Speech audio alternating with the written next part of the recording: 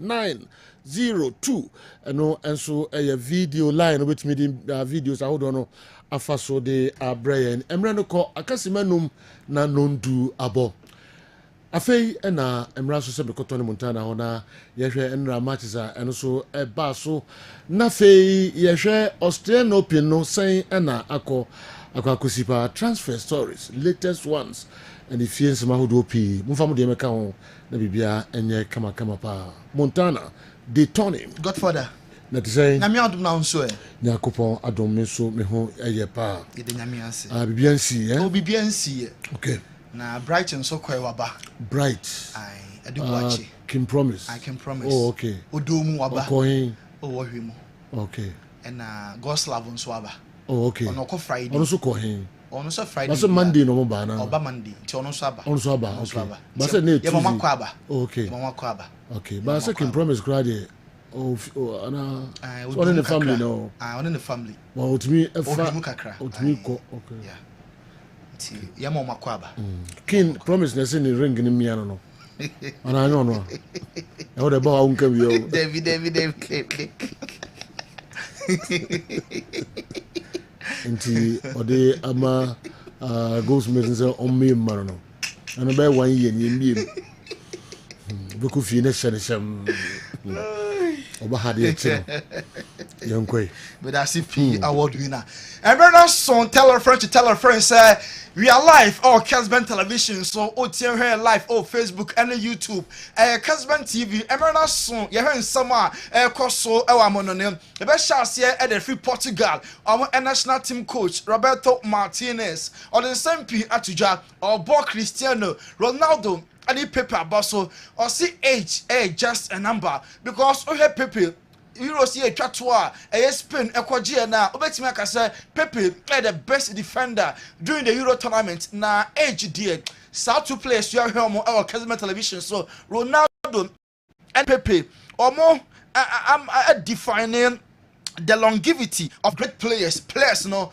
omo cha no more experience no more na sa two players yi omo define players omo age ekosropa enti say Ronaldo be retire after the 2026 World Cup no Roberto Martinez age remu dia at the appropriate time Ronaldo ebeka goodbye name until then obekoswa very useful to Portugal omo national team no yento aso enko Inter Milan and Dortmund aso ye omo monitor Jack Grealish ono ebo ema Man City the whole of last year one share goal ye started this year onya FA Cup goals kakrenti no confidence na start ya Barcelona and Inter Milan and Borussia Dortmund omo monitor Jack Grealish ye papa na obekai Barca and Hetafe La Liga match e course Saturday e ma game no ekoye draw no Barca for wesin ne omunsunwe say omunya clear penalty na so referee anye sa penalty na amfa momo na Jukonde na Hetafe player ba ko chichire no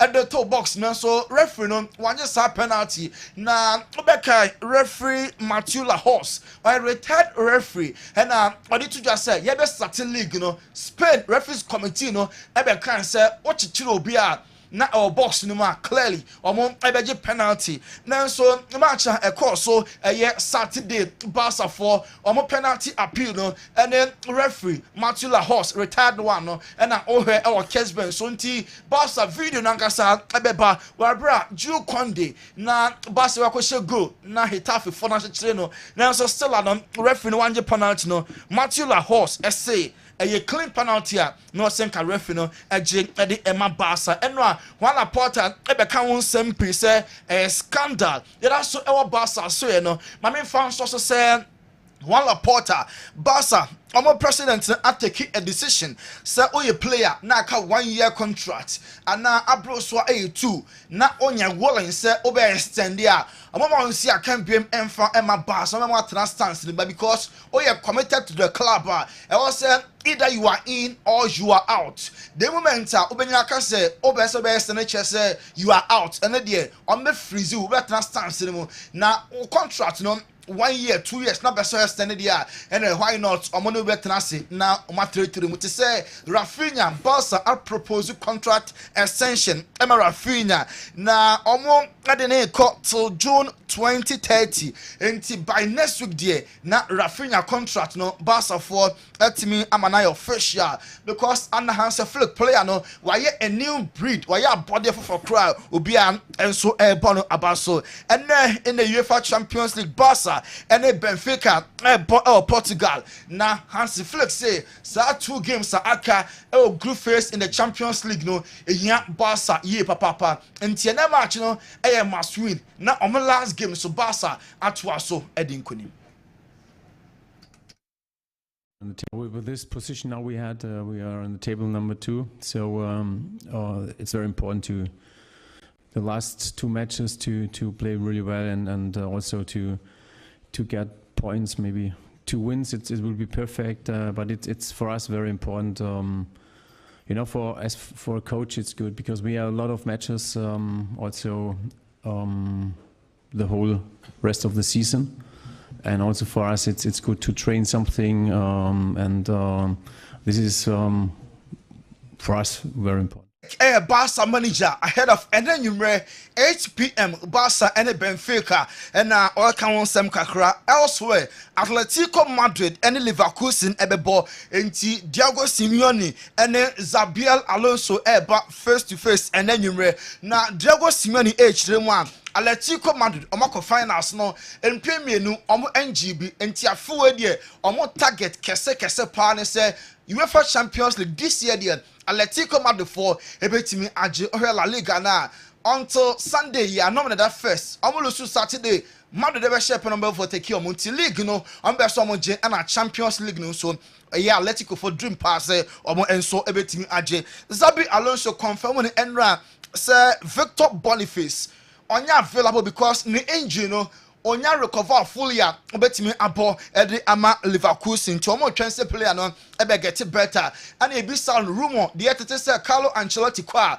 oba replace no as manager Emma Madrid no so on Madrid in term de omo very very fine na cordial relationship and that on a president Florentino Perez and them now so oye focus e won the coaching role e won Leverkusen so beba Real Madrid answer on my dear on per se obe comment because the focus no UEFA Champions League game man omo enso e boy ne yanto so enko Belgium Club Brugge and Juventus so e ball na some match no wan na e win Club Brugge and Juve na onim Coupe Mendes ono Juventus omo midfielder or say last Saturday Juve AC Milan 2-0 and then Italian Serie A omo last game no ekoye pa na in the Champions League there a different game and Belgium against Club Brugge you know also motimi caught with the mentality said omo kokopɛ win na Thiago Motta so coach Juventus the Bianconeri and also performance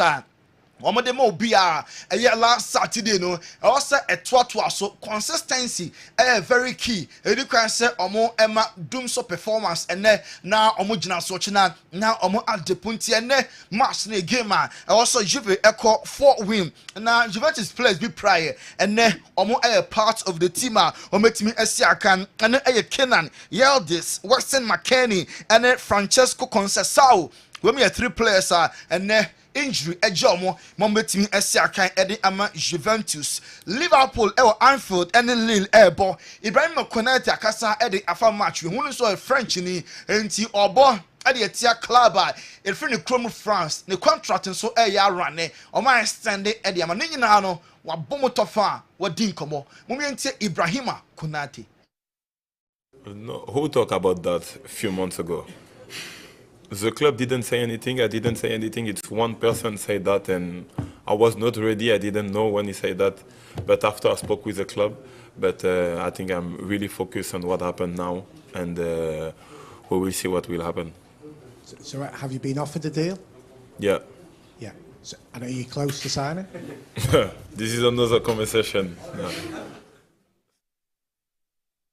No, enti kukomo nkomo on person obeba public na waka no contract offer Liverpool dey man confirm say yes omo man no contract extension offer so yes any details in there wama yemu nchiremu wa keep to his chest and then yimre Lille to Liverpool Anfield na omo enso etimi ambo ochina Salzburg to Madrid Carlo Ancelotti right back on akwakoye problem why na airball because Caballero pra na Captain Lucas Vazquez so na obo as right back and so suspended because of cast accumulation until either say remember the new Sergio Ramos akwakobo and I say Omema Fedi Vavada kwako jina chire ho enti coach no guso a o contemplate say either sa two plus mu baako hebetimi abegina chire ho Raul Asensio and I say Fedi Vavada baako bebo as right back at the Madrid and Chelsea bridge no so ehye come sama uvam 200 ete kanu baako Tosin Adarabioyo as your first goal. Emma Chelsea Monday Night Football in the English Premier League. Matt Doherty ever take her second half. Mark Cucurella and it noni madoke na 2 goals to Chelsea after the 3 maximum points at Stamford Bridge. Now after the game and a coach Enzo Maresca brought Trevor Chalobah about Sonim Senra and the second coming making a debut. Emma Chelsea from Crystal Palace and I grow dear no. Kanyana nema do a can konya go of man of the match. Enzo Maresca, but Trevor Chalobah Basso, was outstanding performance and rather for the match Chelsea. Trevor Chalobah back into the team for the first time today. How impressed were you with his performance? He was brilliant. He was brilliant. Happy for him. He's back. We are sure that he's going to help us. And tonight he started with 3 points. And of course you had to make changes today, move players around. Obviously you're missing some key players. How are Enzo, how are Romeo? They are both with some problems. In the next hours we realize better the kind of problem. Hopefully they can be back soon. And no Levi either. I know he'd have been desperate to play as well. How's he? And after Enzo, you be coach and say two players no. I'm injured. I go see no say oh free na quite very clear. Now I'm going to pass enche sa players no. Eba back stronger. Enti and coach no ebon Trevor Chalobah Basso. Tosin Adarabioyo defender hit 2025 or she goes to po HN strikers or say Chelsea and the Premier League play black target and it's a EPL no. Abegine mum Chelsea there amoko one match after the other, one match at a time. Tosin Adarabioyo Kasai. Well, every player, especially every player at Chelsea and Chelsea Football Club itself, set out to win the Premier League. It's in our aspirations and it's something that we set out to do. But at this moment in time, we just take each game as it comes and see where it gets us. We have our internal targets that we need to reach, but it all starts off by winning each game. Tosin, we've obviously spoken about Tosin Adarabioyo Enra, he was on target. On the chef first goal Emma Chelsea so winning by 3 goals to 1. Enra Alejandro Garnacho, Man United player now Chelsea 4 penalty. Enra the agent or Stamford Bridge over here match Chelsea 3-1. A full speculation said Garnacho ball Emma Chelsea. Yet this is a Chelsea and key first offer of £60 million for Alejandro Garnacho. Say on a boy and for Emma Chelsea. Now personal terms again, say Chelsea and a boy no Gusamonka, Napoli, Antonio Conte so alpha phone and rather and a boy needing community between Chelsea and Napoli and a year Garnacho Beko and the agents no and a bar Stamford Bridge. Emmanuel Petit a French near Obama Arsenal and a France among a national team no now Petit is a league na ye born be bien wa catch Arsenal for a capable say league where Liverpool every 6 points gap almost 1 match standing and still Arsenal for a bit match. Emmanuel Petit and our Monday Night Football show no so Okasai. So you agree with me? And they're 6 points clear. I mean, okay. They're 6 points clear with a game in hand. So are we saying the title race is over right now?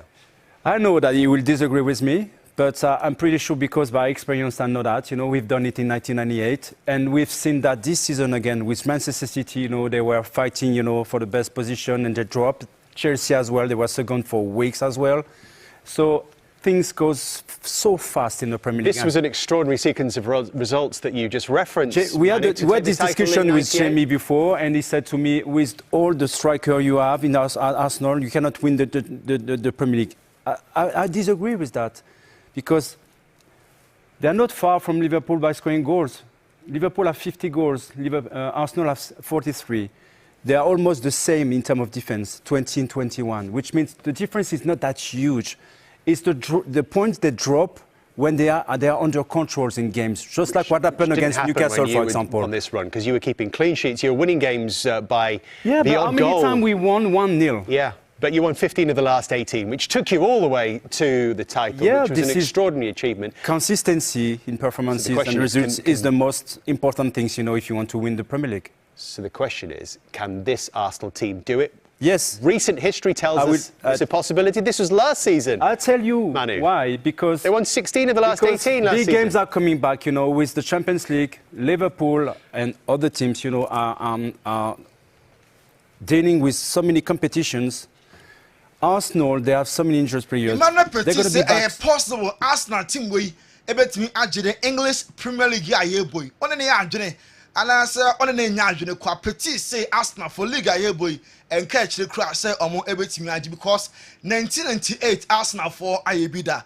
Now all the Arsenal team will be compare 1998 squad na and no asem sebe Marcus Rashford is a CRD or Trinipa or Bantem before United players not training session no we didn't kind their personal one Arsenal team no and so at me aba ne dream and so ball Barca now say Barca dream no materialize here obeste now fight for a place of Man United among and so aso ye AS Monaco so airpen no enti Rashford Monaco at the offer but say loan at the end of the season what about so near now omo atimi aton enti play na the Barca best call anya ye apeso stay na so Monaco and so at the offer but Rio Ferdinand former Man United defender na say your players be ohonoma omo enye happier na omo abeya cancerous na omo the bad energy back team nimo enti about 3 players edim Marcus Rashford Anthony and Malacia sat 3 players no omo nya happy because omo nya be more coach no enton omo emomon enso enti kunya sa omo is a cancer omo be spread omo the bad energy na ebeba club nimo Napoli and Patrick Dorgu Man United for area mo leche defender no Napoli so akon so munya na omo enso epe Ryan Cherky Leon player no Dortmund Bayern Leverkusen and Bayern Munich South 3 players South 3 clubs no show interest Ryan Cherky Tottenham Hotspur epe Ansu Fati na Ansu Fati the decision 1 so best say Barca on also any babia and so echo West Ham a table offer of 57 million pounds for John Durana obo the Emma Aston Villa na expect Villa for ebe rejected sa offer ya West Ham for area ba Jamal Musiala ne contract no when ya extend ya wiansa on Bayern Munich enya reach agreement contract no almost extend Chelsea epe striker Dusan Vlahovic and then striker ni din eto ya se Chelsea nyana Omonso Epe, Godfather Nenso, and Djukovic and Akaras Ebo. Now, I'm in baby. Djukovic Akaras. Okay. Me na me pe say old system no. Kwadana Ebano. So ndo mai bia. Okay. Ina kam pese omuso no pija kakra. Okay. The you go from maybe. Akaras, but woman can chance na do we no blue no blue no consistent. I don't know on consistent. On the rate at which Ananko Ogru. Yeah. Minimum sell or the new Rafa na that. Yeah, expect a lot. On consistent. So inconsistency no ultimate bet on him. Yes. The man who can share sense. Yeah. Coco Golf out. Oh yeah, but those are trouble. 7564. Honestly, I tell you, to me disappointed. Oh yes. To me disappointed. Honestly, out. Intina the echo and no Australian Open. Na wow. Yenje our one Robert transit na for details na on also the Brian 055159993 055159993 and no any WhatsApp line no between the messages about the amount. Yeah, China, ya need Dr. Edmond Arthur, Edin Komo, Nafe, ya the look foreign stories, no, and so Abremo. Manchester United players are disappointed to watch. They could not even use a new manager bounce on Ipswich. That's how you know their frauds are not fit to play Manchester United.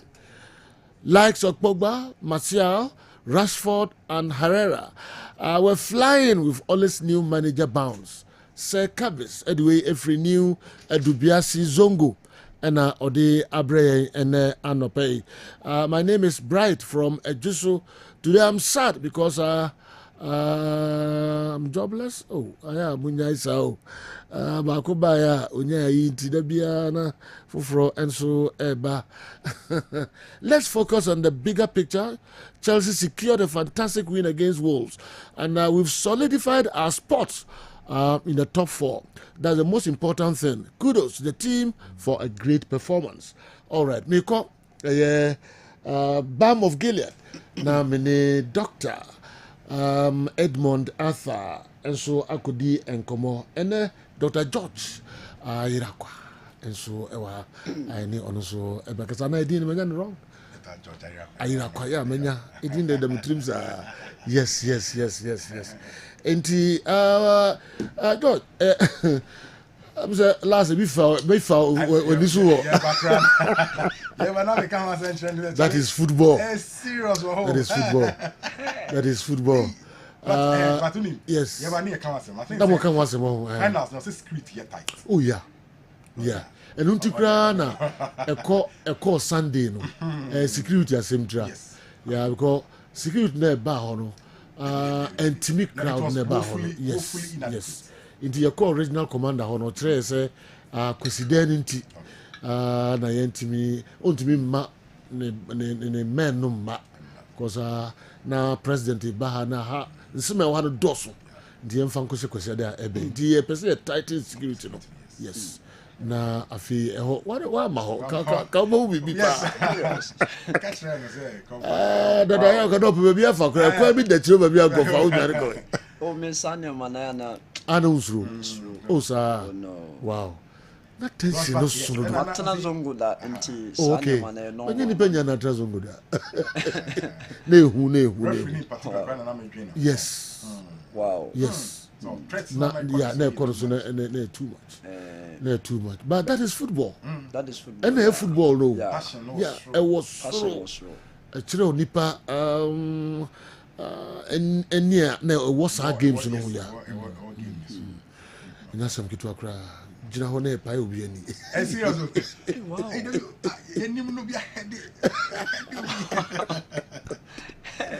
Yes. Wow. Dog, I was starting games, football matches. Yes. So the course was sentence no. Wow. Oh yes. Premier League no. Wow. Any brepa woman that's some akra. It is a politics. Oh yes. It drew baby, I drew up. Yeah. Wow. Politics in the house are extreme. And all right, we need to cry. Now I am sure the free as well. Balm of Gilead. And the mania 1 liter number. Yes, almost 1 liter na short. Wow. Okay. Real production. Okay. Me sure say some record module now. Okay. Yes. Then I'm the brain and pray. Yo, say do me that say. Ye kind no, ye the nyame asese na wo de ache na the toss union nso wafa also with management. Ye nya opportunity aba Kessben media eso. Ye ba say ya na ye pese ye more education than medication. Balm of Gilead, ye wo adwuma bia ne ne vision ana ne mission. Ye main mission ne say yabema nkofo ade omo ho afiri yare ho and in doing that no yeye more education than medication, and some of the education ayeye ne say yabema nkofo kitchen ho mukaso aye bia omunu egu se na be nnuane omu de no nnuane no na be siesie ni pedua na ma ni pedua na gina ne naso na anope mesro pa se wunyanya bi o jembe ni gani bi entoya anope me buy and na me share testimony be say the way a man build no nyankopon adom ene nadaroma ekono se obia timi eyusu bia beboa me pese me fasa akwanya so na me sure pa se oto gallon na wo de hwe small bottle no oto gallon na ne wabu gallon ni bi di egu bottle water nketo ani bi e dia che obi enye obia na de obetima to bi nti wo de oto gallon na yesa the small one ma either so the small one be che na if possible crampo to go extra man we hwe 5 liters ni bi e de ama wo bi no onso na won hwa de ha because ebeboa so wo kɔ adwuma o offices no nanka o bag a o de kɔ adwuma nanka 500 ml no ehyem 1 liter no nso no na ifie ewo ho gallon no na yina ye yusu enye duru be eye food product be in such a way say o hwi nnuane a ye di ifie ne enema bebree a efa aduane mu ekɔ ye ni pedua mu a edoso ani ye kire se ukɔtɔ nneɛma mempre wo ho mfa nya aduane fa bi gu nsuom hohoro ho wo de wo horo ho a enema fia be kɔ ni pedua mu akɔfa hawa ba no ani ye kire se ebe ye fio wo de bi nsu gu nsuom a onom no ɛyɛ aduane duro no ɛbɛbɔ ni pedua no kwan bebree so onom waduro a wakɔ hospital doctor de ama no na wo de bi oje nsu gu nsuom na onom ɛbɛbɔ te sɛ ɔba atan a ɔba wanya yɛkasa pregnant woman for no oba wakonyin nsen kwan so ha wakonyin nsen kwan so dia I think say untime mfa bi ana akra nso a wanya 1 year echo wa start say odidi ana obetime di bi egu nsuom na odi ama no but apart from that no o peptic ulcer ifunu kura obu ni tin half 5 ml na odi egu nsuom na onom na we draw hospital doctor de ma won so na only so oba asida house premises a ase ho ebi ho okọ asida towers a ebi ho okọ sunwane tachiman ehemfa baby bebre ebi ewo ho ntumo frɛ ya numbers na ya bebobo no ebi ewo ho na anope die sejo mpacho ambrase mu a before say mema say can say Dr. George akasa na me use be 2 minutes bi na me de akasa fa fasting mfaso wo so fasting okay ebi mo ho a omo wiasro ya wo omo bai omo fa omo nchiri omo yemu da okay daguzi won chiri ni yemu da chese nanu we pa no enkanto mu da every day wodidi chese nani ehu nani hu pe obedi in fact enye epedua no e was say e go through recycling processes yes ha odidi de biara bibi na mnim enye kosi twene boa de biara bibi na mnim enye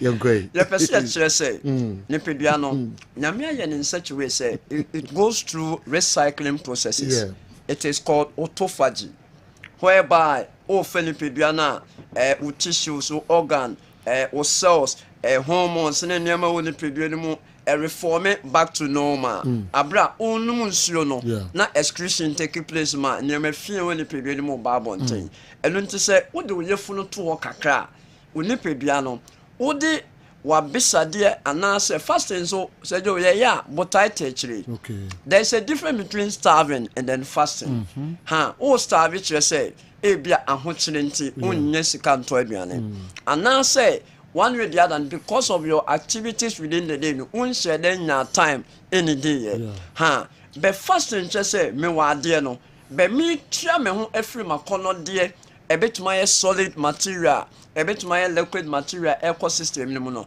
na say wo abstain from it abotai etechiri enu nti ye hu nso faso o ye fasting na o sugar level stabilize it because say oh yeah fasting what happens is that in any other amount of carbohydrate meals na what happens is that glucose but oh fast here because of say the whole system minimum ankasa no ready no we be hyperglycemic or diabetic now sande fufuro ko kan wa fasting basa umfa nkoye into why then ati obi nso we obese ni mo ayedu abroso umuyedu broso eputu no high risk say ubetimi enya those chronic illnesses no and into the moment o fast na o calories air balance na body mass index enema air kama no eputu off and I said that track is say ubetimi aba benya ya we ni bi and into the best pa say ye momo den ye fasting na momo no the attaching say o ya fasting broso a ni pedua no wo da anajo abra wadidi and I say where did you know enuane be store as glycogen wo brebo onimu na ahunye mu no ebia o ye fasting no na we utilize it as glucose but ekoba say there is no additional stored glucose and I say eduane wo ho a cells no depending on ade bia fat sources eno no toa so a ekofa ha okese eba obehun se umoja no a build bibi a friend ketones ewom na when bibi a friend ketoacidosis na kidney issues ebrew into fasting na nso yentete fasting so na me ka so say we yare na ope baby pa aba hospital the only place me come for palm from akomam ne say oba ye behwe okama Balm of Gilead you come as the Kessben MTN for nature eja ye ne eja hotel anes ene opposite oba takrade a anaji yeto anaji choice mart no eso Accra nso West Legon na ye wo enti mo pe biology ni bi ato no mo frɛ numbers na me bobo no mo nso a mo ba hospital mo frɛ ya ye be direct mo na maba kama 0539 86 38 and I say 0240 51 21 71 Mrs. Subium 0539 86 38 and I say 0240 51 21 71 o friend numbers ya baby ya wo bia no ya be do so no mom kai se o ba ho na ne be chiro no unni so dia mema bi o je so nya duru men tom fa ngunsurum na wunjai we duru no da bi fa gunsurum na nom na ne ta chire dia nya me de be chaw kwa Dr. George me jama okay doc Where Sergio? Yes, sir. Benam a so ne machia or no machia with Tifuna. I think they say Muslim time whom ha. That means that there is an event coming on. Okay. I think they saw here last year. There was a program. Okay. Balm of Gilead, Confanoche, collaboration via blood donation exercise and screening and a Tifuna which was very fantastic. And through that collaboration, I think say Friday at Ebe, Balm of Gilead, in collaboration with Confanoche and Oyerepa, you organize another wonderful program. Okay. I think Oyerepa promise and some more other Friday at Ebe, you know, your best straight at Tifuna say there is a mega program. I Ebaso, Kijiti Dubai. Okay. Event center where I organize the program. Okay. Yeah, very wonderful programmer. Yeah, blood donation exercise. I did bois I'm a Confanoche for Etmenia blood. But Confanoche one area, a center of basically so many places. There are referrals I call Confanoche. And we bring Yamuja a lot of private hospitals, district hospitals we know echo Confanoche. But mostly no almost capacity no yana form. Almost every time there is always the need. So I'm organizing blood donation exercise, voluntary blood donation exercise.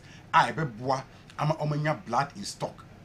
Tem bia so be here bia. In fact, the category of people be a mostly no about blood donation they always need. Okay. E bi ni say apen for omo kwakọ wo a ya na e bi o wa who be here say di moja bi so machi na boa ma say emergency bi ba omo me surgeries omo wo cancer omo ages no form kwala nketo no. Tem bia no there is always the need say there will be blood available. You say water is life, but blood is even more life than water. The reason is that you can stay away from water, you can survive. But blood, say, within seconds, you can't survive. Because blood, you know, you probably be hemoglobin, and a pick of oxygen, no, and my fanny peduano, money peduano, and ya ahode. Enti, you best say, Tiefo, you know, and share no mumra, no mechumoja. In addition to that, there will also be screening. Balm of Gilead organize a very big screening. So, Amma, Kumasi Fone, Omo, baby, Kessben FM, Edubian, Kessben TV, Dubiano. There is going to be a mega screening. So, yeah, can't share it for sale. Last 2 years, last 3 years, on checking BBAda. So, then, yeah, cano. Until this time round, yeah, donation, or near screening, so I'm at Tifuna. Yamra, near Meshe, Pomu, Mujamu, and who said, then a cosso. And see the last year, no, so no. You better check in my baby. I'm at Tifuna for free. But it will be also our bar no boa kakra. Say the DBI cano. I think so. Better check you liver, or kidney, or prostate, or cholesterol, ne sanyamana, or bar and I better cervical cancer. So I'm a man. It will be a hemopapilloma. And you know, and yama, how the man does so part. You better a man who kidney a doom honing in us. More than no more measure show mumpum. And who say, Omo Jano. any organs na a control nipedia omo call market every day sorry ahomache eba ekofie but what be say say niema ekoso nipedia matumi check ya na dey be am take as health is wealth, prevention is better than cure, and detect to protect. Enti Friday ebe omo nyina mo modin say ombeba na program na eden akokama. Okay, good. So don't hear that say into every anymore you can mobile parameters no so the into omo ba because of remain into no. Okay, ebe show bia yes fancy numbers no so bi answer na 0539 86 38 and I say 0240 51 21 71 and to way at you say screen ya yin ka Balm of Gilead building vinegar and aswasene nti ase ho oba na obeto bia wa ma screen no kwampa wa support say ebetimi atwe obi moja na ye de age nkwa abra ye sanhwehwe nkofo mu ama omo kwa omo ntua say do ne bo den meni na ye de chekwa. All right, Dr. Edmond Arthur na fe Dr. George Irakwa and amati omo enka mesremo momfa numbers na omo ede atudwa no momfrɛ na de how bia no watimi enso akɔ Balm of Gilead omo ahwe ho na ono makodi nkuta ho vinegar no so no omo dikan ede ho nsam atudwa oba Kessben security post ho unsa ebeka bi na kese no o say 300 Ghana and afi 1 liter near 75 and afi 40 cedis 500 mil no sanso na wokɔ Kessben ahwe ewo enkran Twin Towers ho no no benya bi ato ewo ho na kejetia Dubai na dwumadie sronko bi ekɔ kawo Balm of Gilead na asese sa dwumadie kama yi kawo na ifia da ebe what's the time? 8 o'clock 8 anopa na omo de asese so de den so you hear that say ma wankasa na min sure we dance we bin na che in fact we do one atomo bi and was so am my because of nkofo apomodenti na min sure what Dr. na min sure wa men tia say amen doc yes so do emre ne boarding yes ha nti 1 minute grandpa ye so pa national president from CCR okay oh, national president. Wow.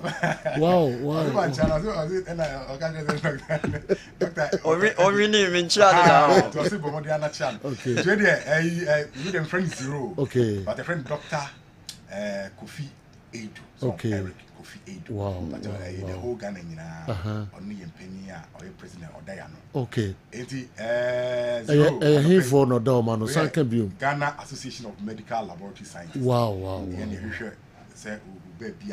Okay. Zero baby Ubia. Zero. We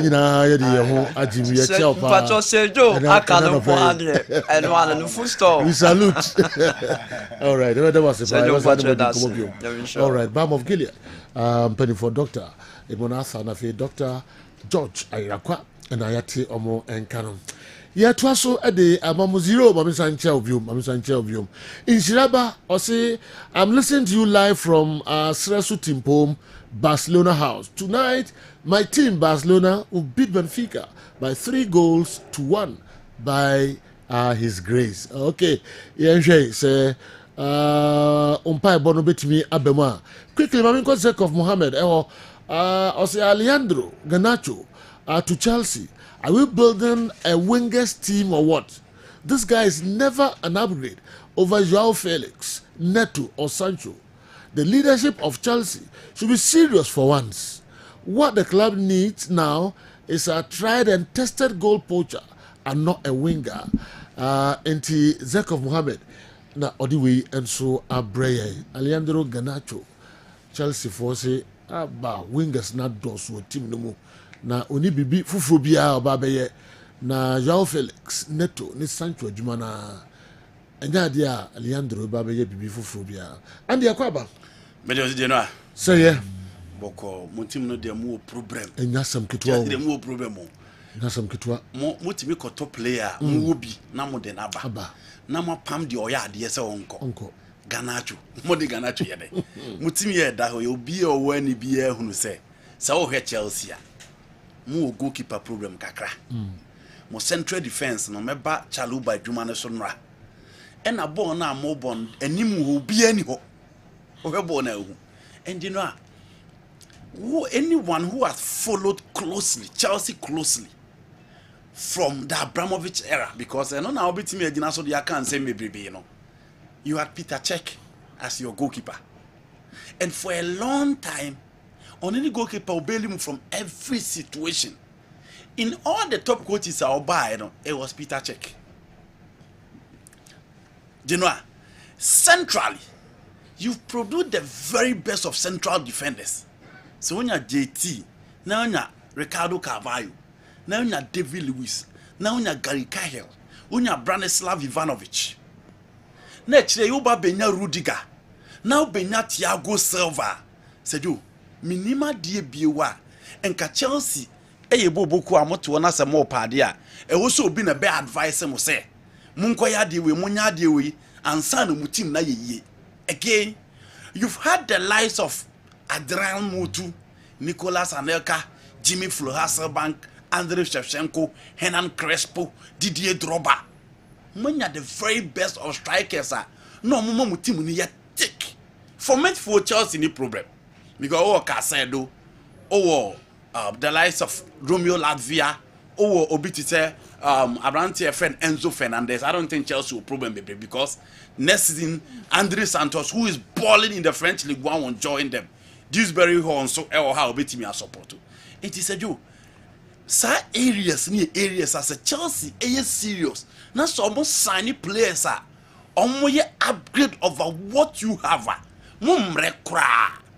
Mubebo modin here. Enra. Now to the game against Wolverhampton yesterday. Yeah. Said you, General Trevor Chalobah by what the defense. As against the previous games, I'm a boy. BBA Chelsea, Toyson Adere be improving in terms of goal scoring. But if you need someone to cover, to clear the lines, to be at the master of the defense, to bring his experience to bear, James quality. Obian himself has improved in the last 1 year, and then he was all over the place. A new coach in the ball boy. But centrally, said you, Oshemu players apart from injuries, Obian Oya de Trevor Chalobah. Said you, Obian Oya de Trevor Chalobah. Beside that, so defender. Na said you, Oni Rudiger abo, Oni Thiago Silva abo, Oni Koulibaly abo. All these were players and no mere upgrade over him. Until Osuya dear from these players. We go to me for Chalobah and to Thiago Silva. Untimi for Chalobah and to Koulibaly. Untimi for Chalobah and to Rudiger. But you know, in the absence of these three, so Pobia mana take you over there. And you're for Fana. And you live well. And you're Abrante Fene Torsen. And you're Joshua Champion. Who else you have Trevor Chalobah? And it was a good call for Chelsea. So I'm not saying who said there be. On defense, central defense, the problem are back. And also I'm recalling their player from Crystal Palace because I do France 4 boys now Marco 4 more big team no actually no be no ya de Trevor Chalobah. And though Enra there, but we've seen Chalobah under Thomas Tuchel and Enra, the presence in your defense no add so much. Enra strength last and who game no so Matthias Cunha was off. Omo free game. And for me, the game changer yesterday was Chalobah and then Nodi Madueke. Shakwanya Madueke Faso, a Shabon from the right today, Kukuera go nearby. Look at the corner again and said, "You first go nini." And the coach gave him a different role. And also now more in midfield. Now and not yet so body friendly baby. That was the new coach, your friend, Enzo Maresca at the Maya. It is a joke. I totally agree with Zekov Mohammed said. Say Chelsea pe play about mu team ni mua. Mu odeto. Mu Maduke. Mu Nkuku nyanya mu jesi ni bi kura nhye. Mu a lot of wide players. Jadon Sancho o mu nyina ho. Mu ntimi nkofa a striker obema mo 20-25 goals. A big club like Chelsea. Na mu ma me compete. In any case, so what share table na say jo points na bobo so. Liverpool cry yeka so omo runaway leaders no. Between them and Arsenal how many points? Enya dey say mu wa bebrebe. And so wo Arsenal, wo Nottingham Forest, na say wo Liverpool. So do mu wa bebrebe and Manchester City asase ye ba. For 50, 44, 40-40. Yes. And the points in him what? 44. Yes. 40. Points in him what? And Manchester City are just here knock it down. And the Sekoba Chelsea, Man City, Arsenal, Nottingham Forest, Liverpool. The odd one out Nottingham Forest. But sorry, Nottingham Forest ball no more ball. Any they are not playing under pressure. The Nottingham Forest more Champions League will be more because in just last 2 seasons now come relegation. And Omanya no Espirito Santo no obesa mo dia momo.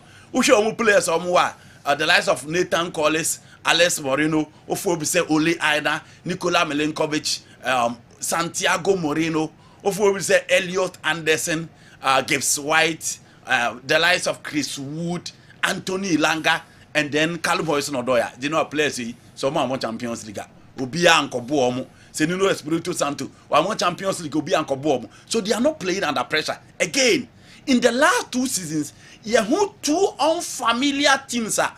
Omunta mo top 4 nim. Eno nem eya ade o se match Chelsea yiro omuye. Newcastle United be room be Champions League after spending. Aston Villa be room abebo Champions League after spending. And now it is the 10 of Nottingham Forest. In the end, Chelsea are there. Maduke Kokoera and then Trevor Chalobah did so well. But you know, so Chelsea will be at all. And the Baby show mu team na nyema ko yedia. Enye Alejandro Garnacho no so mo some kwakofanaba. I'm still pondering why some fans are criticizing Madueke for intercepting Chalobah's header. Isn't goal scoring and maintaining consistency the striker's top priority? What impressed me, however, was Chalobah's sportsmanship, celebrating with Madueke despite the missed opportunity. That kind of teamwork is priceless. Moving on, the real story is Chelsea's thrilling win over Wolves, cementing our top 4 spot.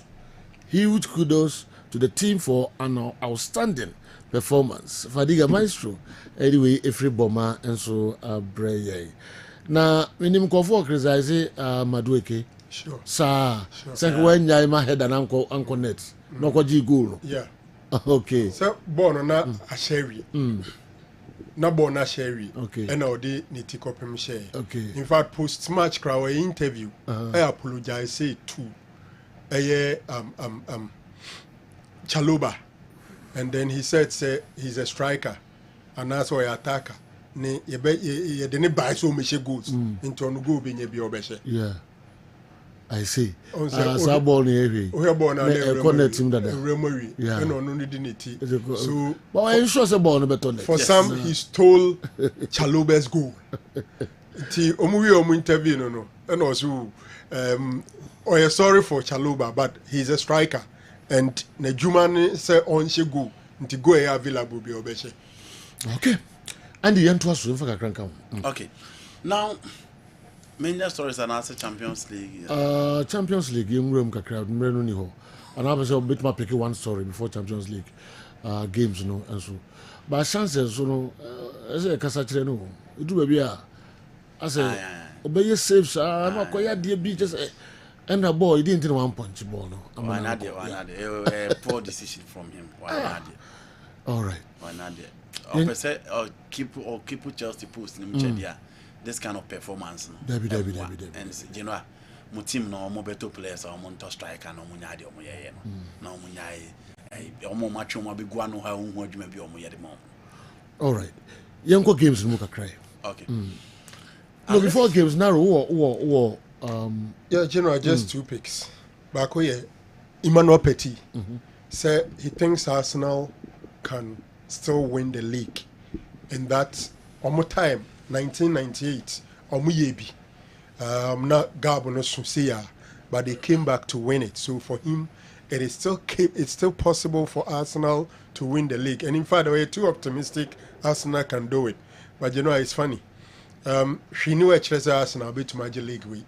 Some of us at the beginning of the season felt say this should be Arsenal's season. But as usual, I say no mukano. Ebesa akoye the usual rhetorics next season for Arsenal.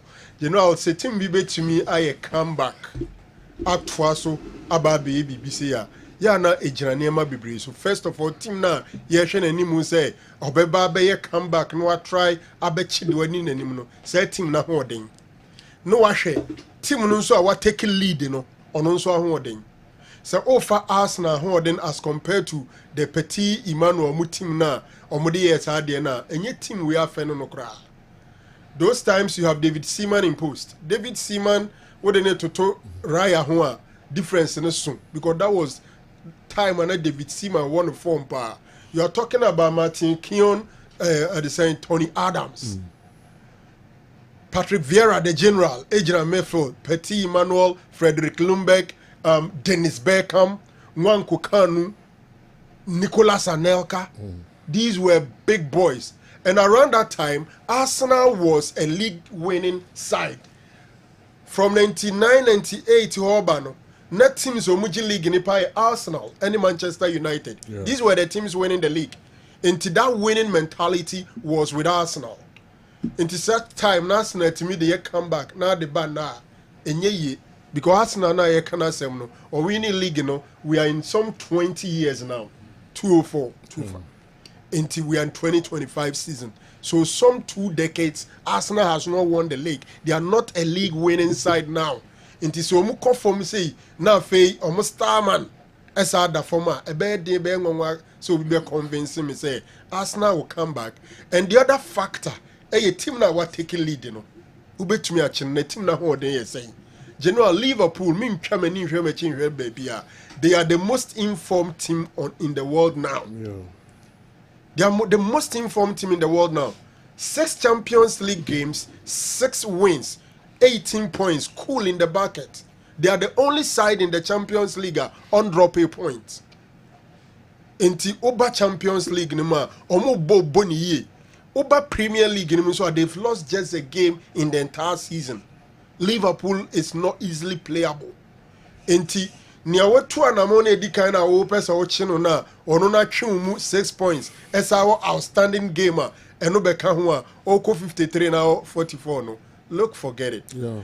General Enra Trevor Chaluba. Ogu Arsenal what say Chelsea from penny for any match. A quay or fast one no more pamakra and free team. I sat here and said, say, I dream all mutim say old guys in the way grow for the pamo and no more day pamano. Yes. And no more day pound because Yampam Roman Abramovich and Crawford no who be BIM proud much. Otherwise, at the time they were saying say Chaluba and Colono, guys in a neighbor no be anywhere either experience or performance or anything. No Ben Chaluba. Minya sure say Levico World, Disasi, Fofana, Batiashili and those guys. Yeah, Cup Premier League. These guys are new guys coming in. So after Nkawanda go through apprenticeship. Senior, Andy, Ebubosono, Koulibaly, then he should have been the mainstay guy and Kumbe building the other guys around him. Chelsea said he should leave. He went. Luckily for them, they were smart to the extent that they can recall him at any point in time in the course of the season. And indeed, they brought him back. In the first game, man of the match. And he played authoritatively. You could see Sebema Bechero. It's good for Chelsea. Chelsea has gone 5 league games without a win. He comes in 3-1 victory. General, good performance. Yesterday, our team Chelsea won, but unfortunately, my good friend didn't score. That is Jackson. They should keep it up. Inspector Wilberforce Asante, Brad Kwame anyway, and so Abra. And at games, you know, about 9 games or so. Me who the best chunk of what called television. This is be on the team fine, but neutral guys. I'm up Champions League area. 9 games. In the MPK 1 or 2 be. I need to be in the games thing now. Yeah. And now game be who shall be there's no game I said that so ATM Leverkusen match no and I say big but these are not games that was the rival was the I even think that Benfica Barcelona are more attractive scene that game and then in terms of form Liverpool Lille could also be quite a game of interest and a game for the neutrals like with team our penasem but let's be a neutrals you bet you get let's come on it by for Leverkusen Benfica before it is not the old Benfica and the only thing left in their team now is your back line and Benfica Obeka say more talented player that I expected say after the season teams will be chasing them Koka Otamendi is still there. Antonio Silva and likely says in the barrier, Juve and Manchester United, likely so beat me a pimu back. Fiorentino Luis, Omo no more midfield, you know, Bia Kujano, and I still out that's all. These are the guys, you know, Omo against Barcelona. Barcelona form, no, domestically. In Koye, so one win out of the game, so I'm born in recent times. A Chelsea near man Koye. But the Benfica team that I watch, I don't think said you know Barca because in the Champions League, Barca born home more than or games or my or match time and again say in the Champions League, we are reliable and the guys you know actually per game so my bonnet or mobile team IBB. Game when they cost in Portugal there.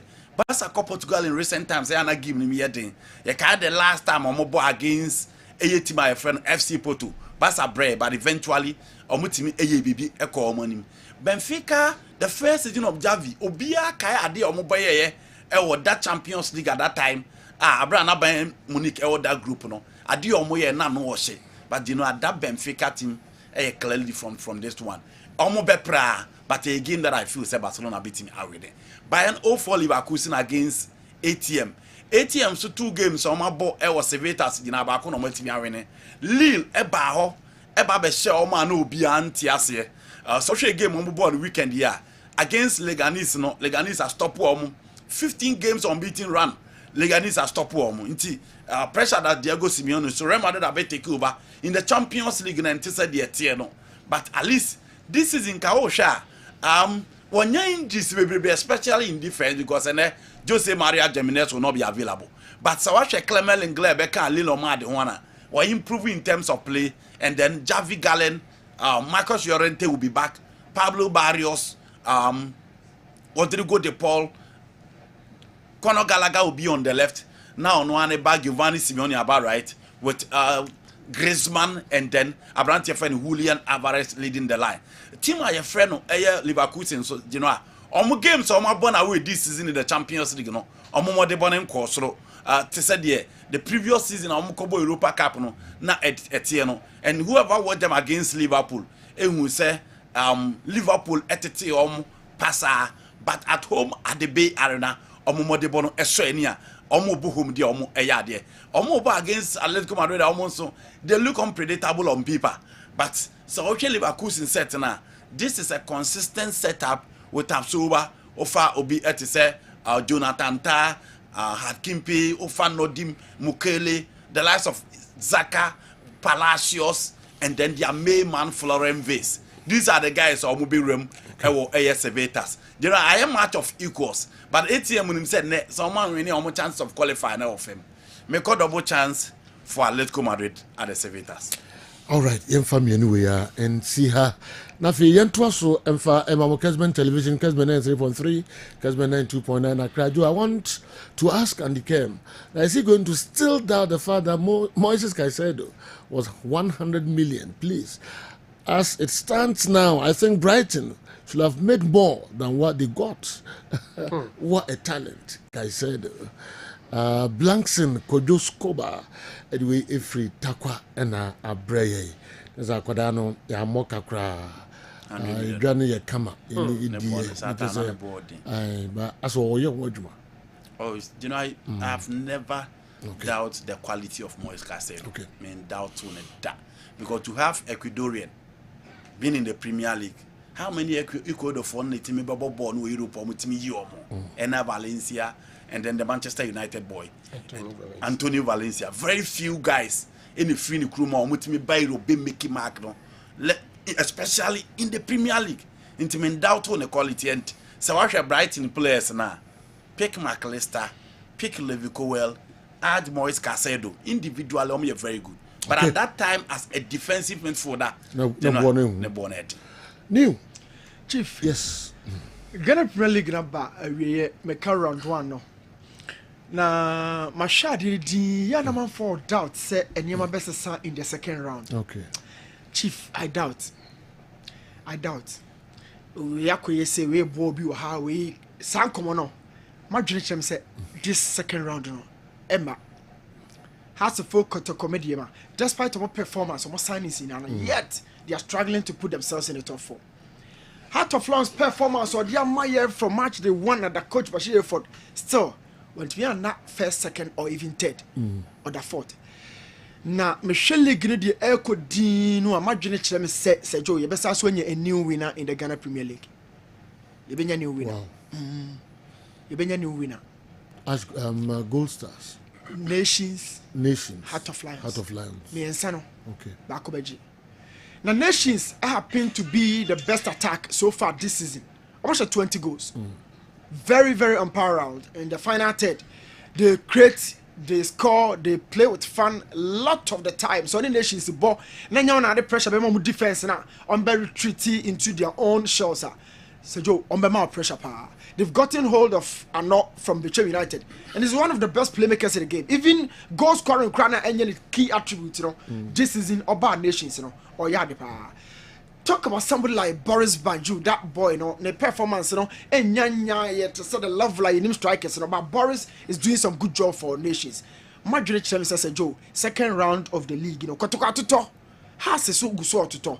Medium by 1 or 2 changes, but they will still have to battle out against Gold Stars, Nations, and then Heart of Lions.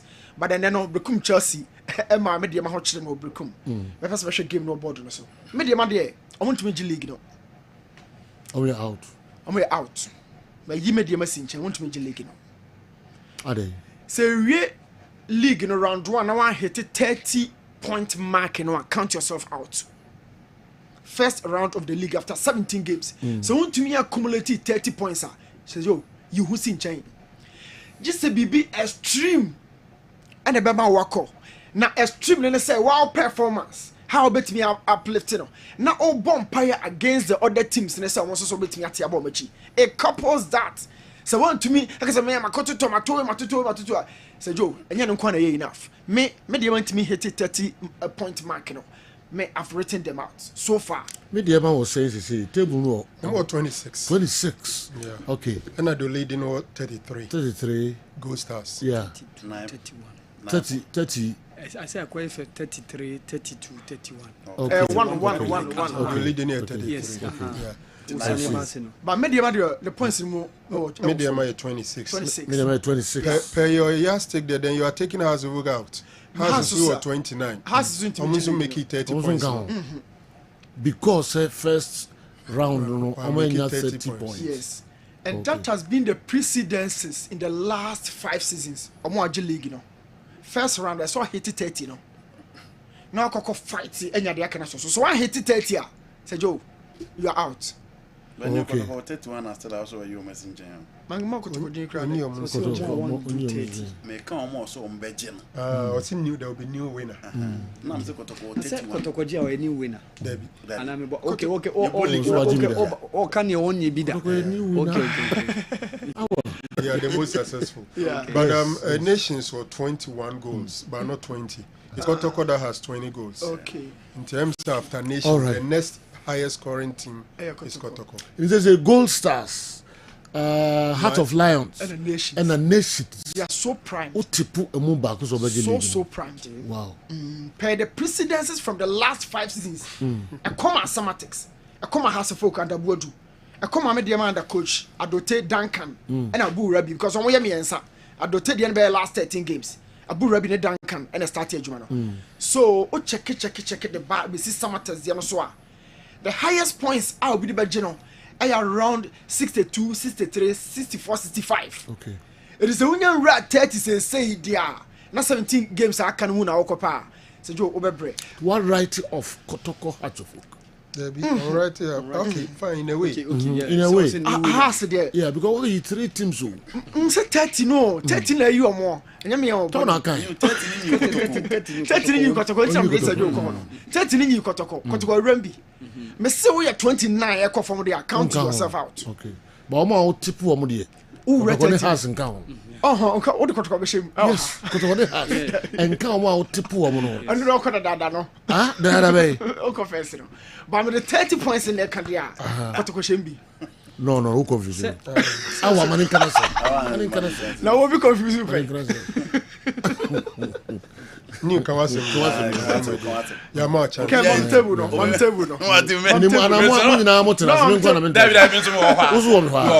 Doctor, who me Okay. Me sorry you now. So Joe, that first 33. Nations were 32.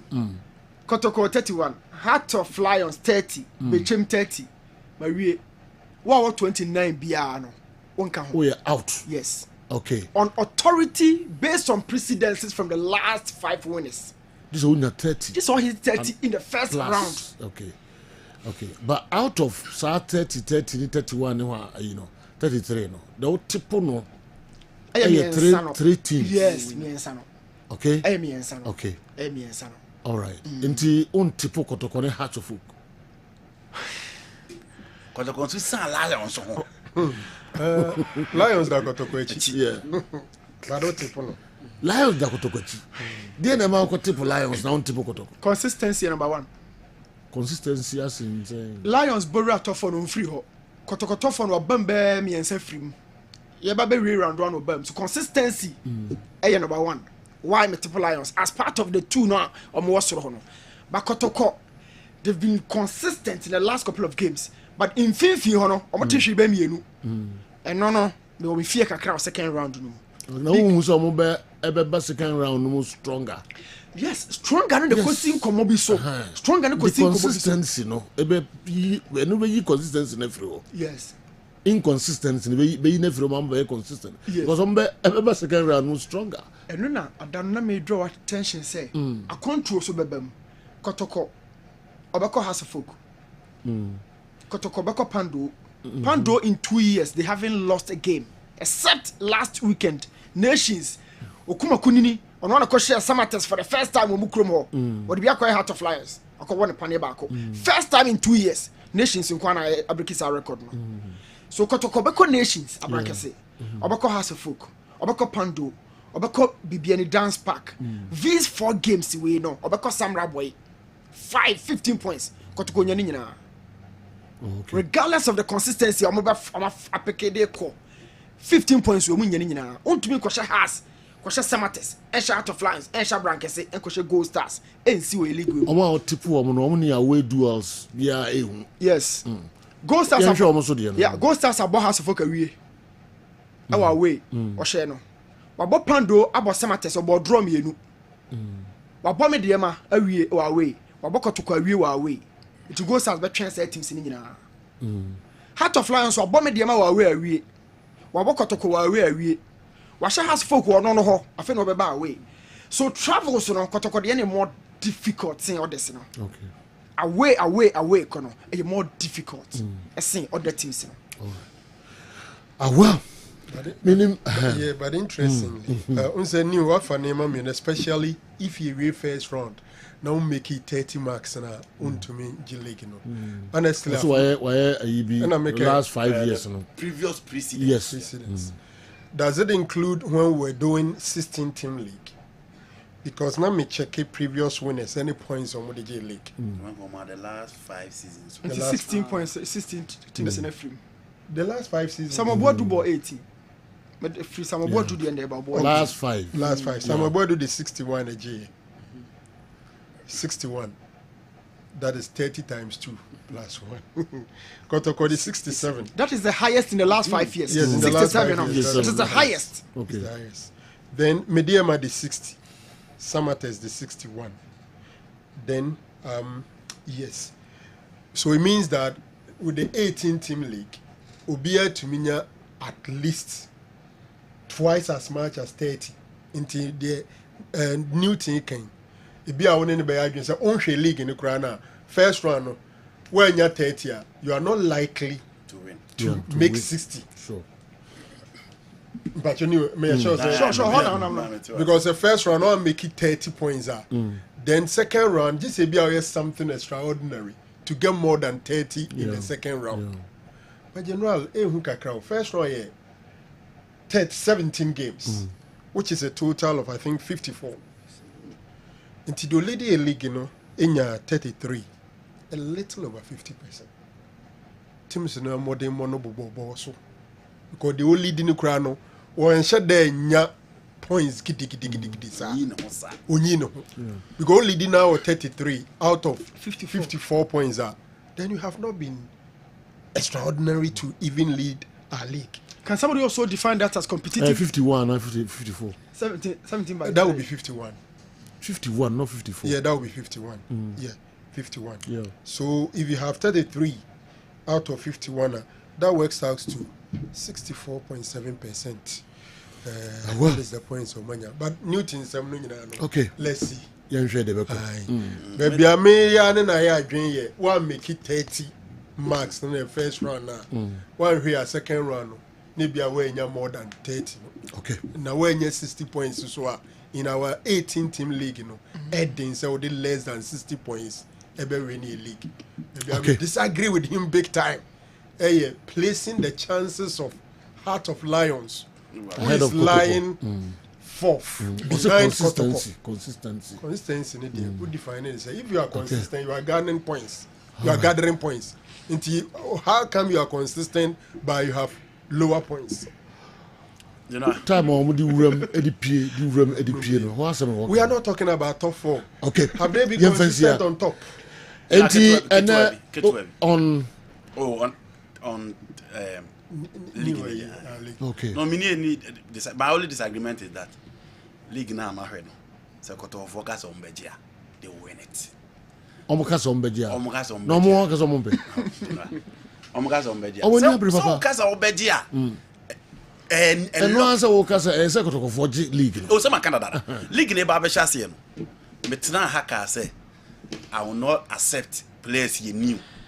I will not accept Omoba and Che. I raise points. I'm the back in me claim say your teams no sa no money na ate. And it do baby no Nimkoyi. Now Kotoko is back. And the game that I've watched, you know, Venus na ye kenina. Apart from Pandu, I have na Kotoko win Venus na ye kenina. Yeah. Yemfa Pandu free. I have na Kotoko win One of the last time I had to focus Kotoko. I don't think those venues no. Me due to Mr. Samates, it is difficult to beat them.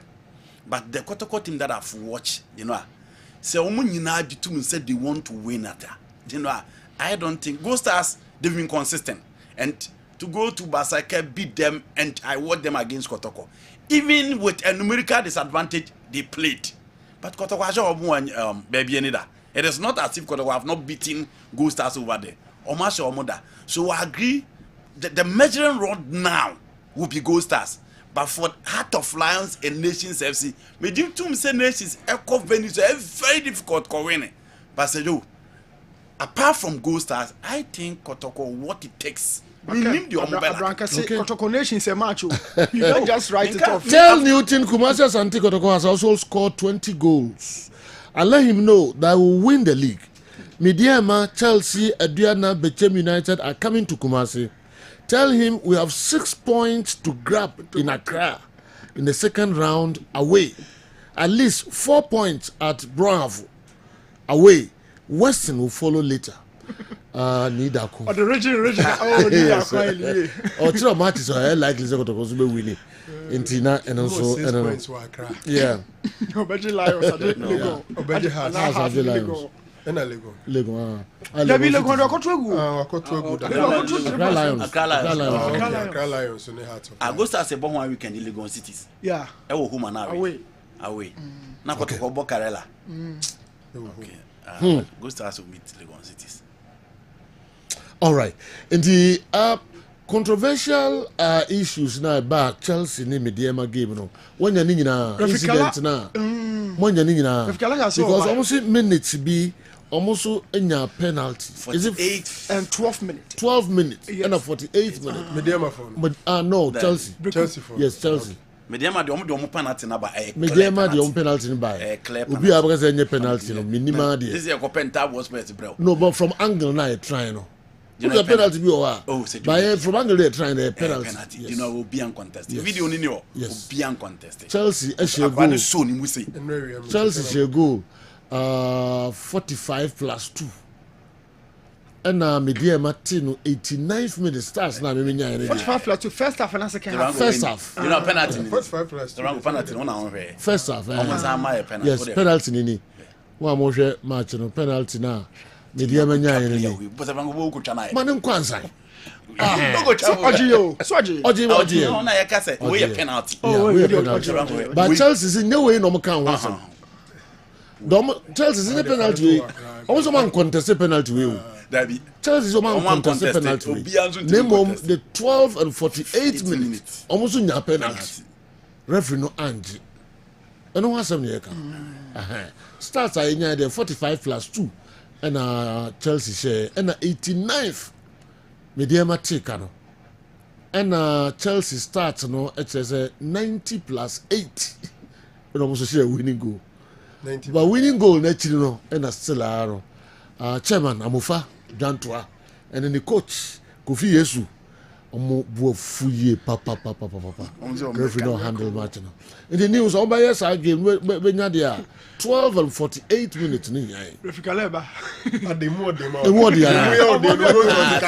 Kaleba say o ha ko yimi en kakre say chief na hu no and then na be do you have it I don't have it. Oh, you don't have it. Referee Kaleba promise me will be am bonity on also the baba okay na video see the Kaleba o go send me mami o dia on send ma we baba no musical asu David we te wo so ni esi edu baby a we adwuma dan so ha no oya yi ka so most park into the house the boss I man people say on can most park into na me dear menti o mo so ba be bibia tia o all right you have 12 edu baby a all right yes, yes, blow side better to Wahano. Yes, 12 and 48 minutes. Yes, yeah, true. Yeah, my own cat so da. What is the do, baby? I don't know. 12:48 minutes. Yeah, true. Now what I oh yes okay when you and you mean you know we close we be atitai what no waka no ano no awa dey kan yen no ano no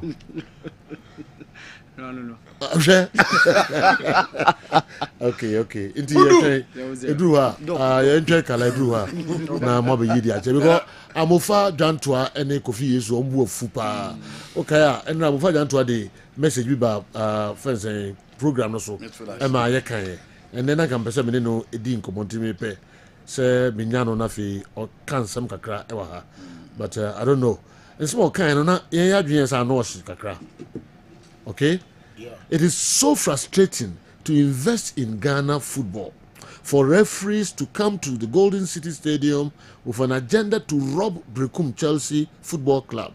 We will not accept this kind of treatment in our future home games. This is just a caution. A pregnant papa. The first one, yes, it is frustrating to invest in Ghana football. Yes, I know your topic for its own discussion. Yes, and a second one also by a word of caution in tier 3, which means Intina and also I don't know. All right, this what they are. They can go past it. You never show you papa. And you man be your board screen also and then so we need ya fine but more there. Our Mohammed. Sergio. Yes sir. Maxwell kuna do o performance a o done dia obenya some 10 of events kakra. Oh, South Africa. Okay. Black Leopards this weekend omo winning by a good 2-0. Okay. O any team na but Sergio omo 8 on the league log no omo table out of 16 games on mabo. Me person just say teams near okay teams here 16 teams near 16 okay. Yes or the team no 23 points okay out of 16 games ayabo so in between omo any first no 8 points per okay so if he manages as a job betima abo edwuma wa aboa ma Black Leopards aba omo league no omo league na omo ni obedi top no kwa na nya automatic promotion okay na second third na go into a playoff okay something of a sort okay so like a far beyond reach own team qualify he can make a very good job and make sure say Black Leopards beba into the South African PSL. No? So said you Koba, of course. Said you early game no controversial issue be by game now Orlando Paris boy. Go be by na said you be try na you be put to video no na. Okay. Coach Marcel Kola say CAF yes it's good say VR our Champions League no. But ya na VR no ba from knockout take no. The group stages in the new all right. And also on make it record second on farmer group stages because there are incidents be I see as you entry and say you ever try na ye that video na mama for here said yeah and of course other stories were who Nigeria 2013 AFCON winning squad na mienu aba omo league no amount for make request say back come count but say you ukoba me were interest and of course Novak ne any Carlos Alcaraz games so say you and also of course no pay ya say you ukoba quarter final no right. And it's a very very strong game I baso e was Australian no people Ben now tipu Coco Golf yeah I know anye Paula Baduza the Spanish international no Edinechi Akafom 7564 yeah 2-2 bad so all right die koba na obebi mama e Awar Mohammed and so no Maminko Lavency Ajumawura saying Champion Joe, let people make all the calculations they can. Kumasi Asante Kotoko will win the league. People should check the ferocious momentum and team depth of Kumasi Asante Kotoko. Okay. Hey, Lavency. People should check should check the ferocious momentum and team depth of Kumasi Asante Kotoko. Hey, Ajumawura, Yenjay, the ABC. James Kosi saying Chelsea and Samoa do intimidated referees. Okay, maybe a message here, dear bay.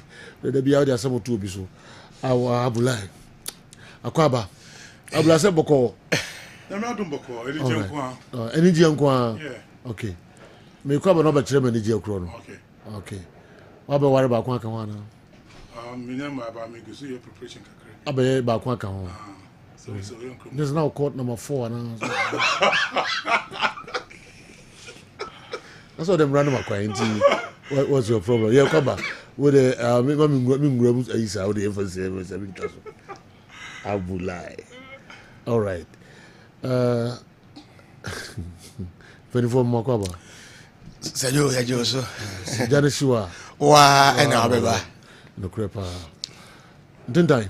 Sayo, Semidio. One day, yes. Yes. Then I remember, I'm afraid.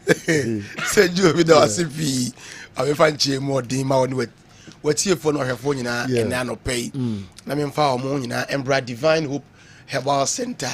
Yashe Kessben, a Wokumase, Mercro, a Bussia Crew Agency. Your dear dry friend said, Ochia, Herbal Powder, Eddie Abejaso. When you drew Crogia, yet you go so shame, na nom, na any peduano more juma. The be a say, the Nadia Finna call, baby, I will can numbers no. Since I am friend, Mr. Doctor, numbers no, own canning tem, intimate rough a pen, never paper, not trauma numbers no. And answer a body a good phone so. Now I brought Obogo phone so. We are friend, now you need come and fed you know. I 0591 56 55 57 0591 56 55 57 and 0551 22 82 81 0551 22 82 81. Last number is 0550 63 90 37 0550 63 90 37. Assign your WhatsApp into who are broaching up person needing come out. What are your WhatsApp audios in the faso? You know, be come Dr. Alex Fayeshas here. Okay. Ochia heba powder and anopay. What's in Cassa earboduru echerono. Na ayana debia asema mekane se enipadua na ho odin nyina egina sisie no to onipa bia wotin kase ne sisie ne ya osisi echim osisi ashuga osisi nti oje wo ho a enye debia okoto afade a na yesu o sɔre atena se a ayɛ sum ɛfiri sɛ sisie no ɛyɛ wo ya saa nipa no na mekamfo ɔtwea herbal powder ama no na onya ɔtwea herbal powder bi ne wɔte bi gu nsuohyiem na wɔde atere num na wɔnom a afei sisie no ɛyɛ ne yɛ no nyinaa no ɛba abɛdwo no na ne ho ɛbɛtɔ no na ɔno so agyina brane sɛ bɛrima na woyɛ bɛrima na sɛ sisi yareɛ bɛtena wo so kyɛ a na afei ɛbɛyɛ 2 years no atena wo so no na wanya guy name ɛwɔ maa no hɔ Mr. 2 minutes sisi a wode bɔɔ so petere nwagye yo ɛno na mekamfo ɔtwea herbal powder ma wo sɛ kɔhwehwɛ baabi a ɔtwea herbal powder wɔ biara na ti bi gu nsuohyiem na bobɔ na wo so gyina brane sɛ bɛrima na ɛma wo ma ɔpiafo afei onipa bi a kooko ɛha no kooko nti bonse ne yamu ebom ase de nsuo amuna ɛbɛtɔ no kooko nti sɛbi ogya ne nan a wobɛhu sɛ mogya kakra ɛwom kooko nti tɔda bi a ogya ne nan a wobɛhu sɛ ahoro kakra bi tɔda bi wobɛhu sɛ ɔtiti sɛbi ne to ano no ɛhɔ yɛ ne hene kooko nti ɛno nti ɔdɔfoɔ mekamfo ɔtwea herbal powder ama wo sɛ kooko atena wo so akyɛ ne sɛ wogye wo ho a ɛnyɛ wanum nnuro nso still kooko yi wonya ayaresa mekamfo ɔtwea herbal powder ma wo sɛ kɔhwehwɛ ɔtwea herbal powder na sɛ wonya ɔtwea herbal powder na wote bi gu nsuohyiem na wobobɔ a kooko na ɛwɔ wo nipadua no mu nyinaa no ɛba bɛdwane na wo so wogyina brane sɛ bɛrima na woyɛ bɛrima ne sɛ kooko bɛtena wo so kyɛ a ɛno na wanya guy name ɛwɔ maa no hɔ Mr. 2 minutes petere yɔ na wagye mu ɛnkyɛ na ɛba saa ɛmaa no ɔmo mfa wo nkɔ hwee ɛba saa wobu a wowɔ ɔmaa nsɛm no ɛbɛyɛ kakra bi onipa bi wɔ hɔ so a BP atena ne so akyɛ ɛnɛ ɔkɔkyekyere ne nsa yɛsɛ wo BP no ɛkɔ soro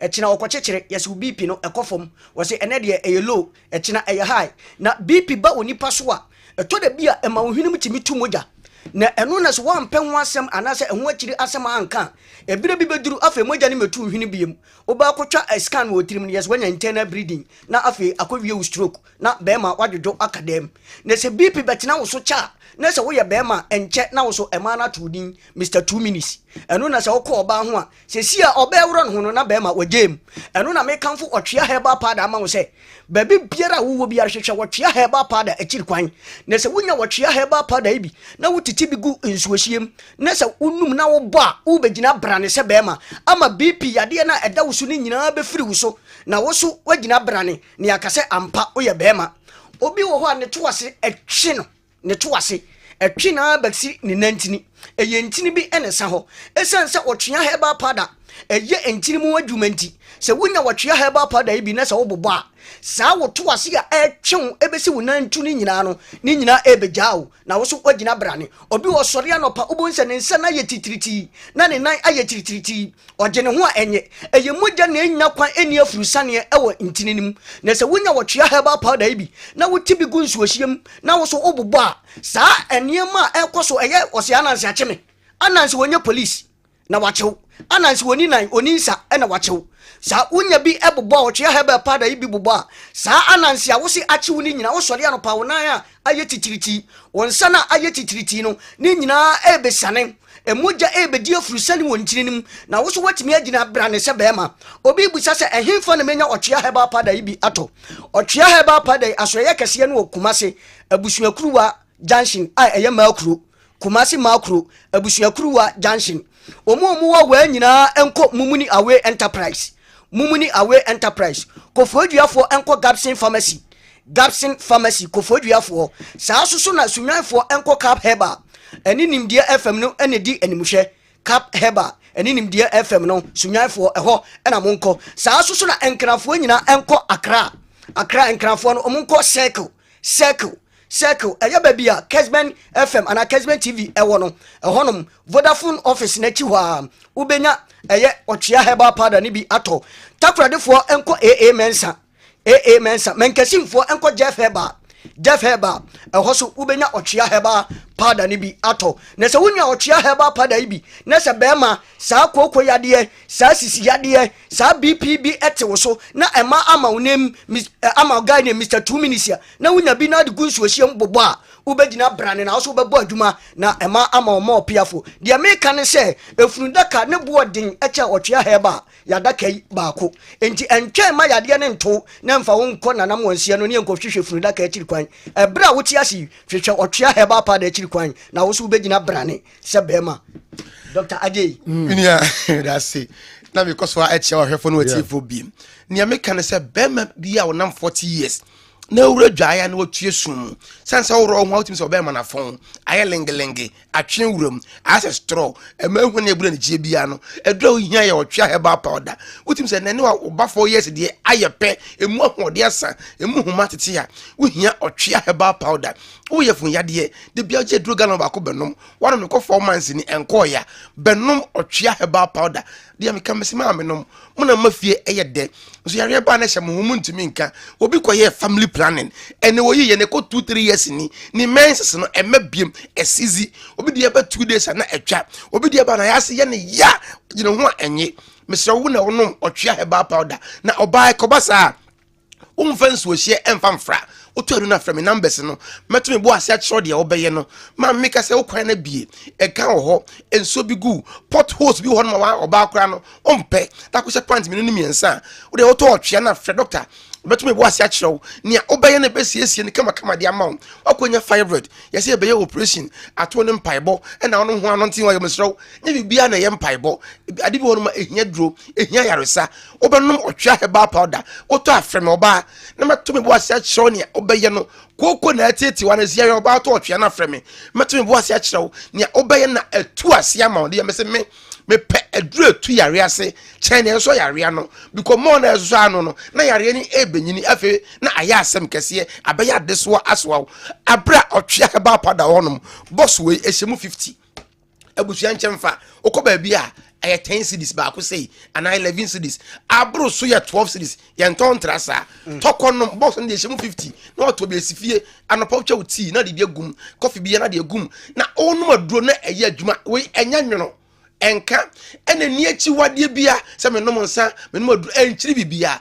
de ehia na se be koni padua no mu na aye adwuma nti me se me ema na tu me din doctor Aji me see oba was 7 gate be ma na oba wura dem a e wo se wo bie ma no bie first gate second third fourth last one na 7 ho na me de no bo so oba na tiem Aji wo so wa twin to kakra wo se me nyai wo se toa so akoni ye na be ma time 2 minutes petre pio be de na oba timi atiem Aji so pese oba tiem Aji ya wo de to twea no utobia frame doctor mpacho me sa kan otwe na bi me pe 20 minutes me pe 30 minutes me pe se me timi cop 3 rounds 4 rounds na me di key bi aka otwe na ho na me di amount na wo ye bema na 50 years e ko na me sremo aya monje 10 minutes o timi ji 1 hour 45 minutes anajo 12 no of doctor mpacho ma bra me homete me ntimi me srawo abasa me ntimi na hwibio ma je time ho ne beso se me se me na ko pon aye de metu no obewu no 90 years na na yeke to so miensa 25 years on na wo 3 na se we very say bema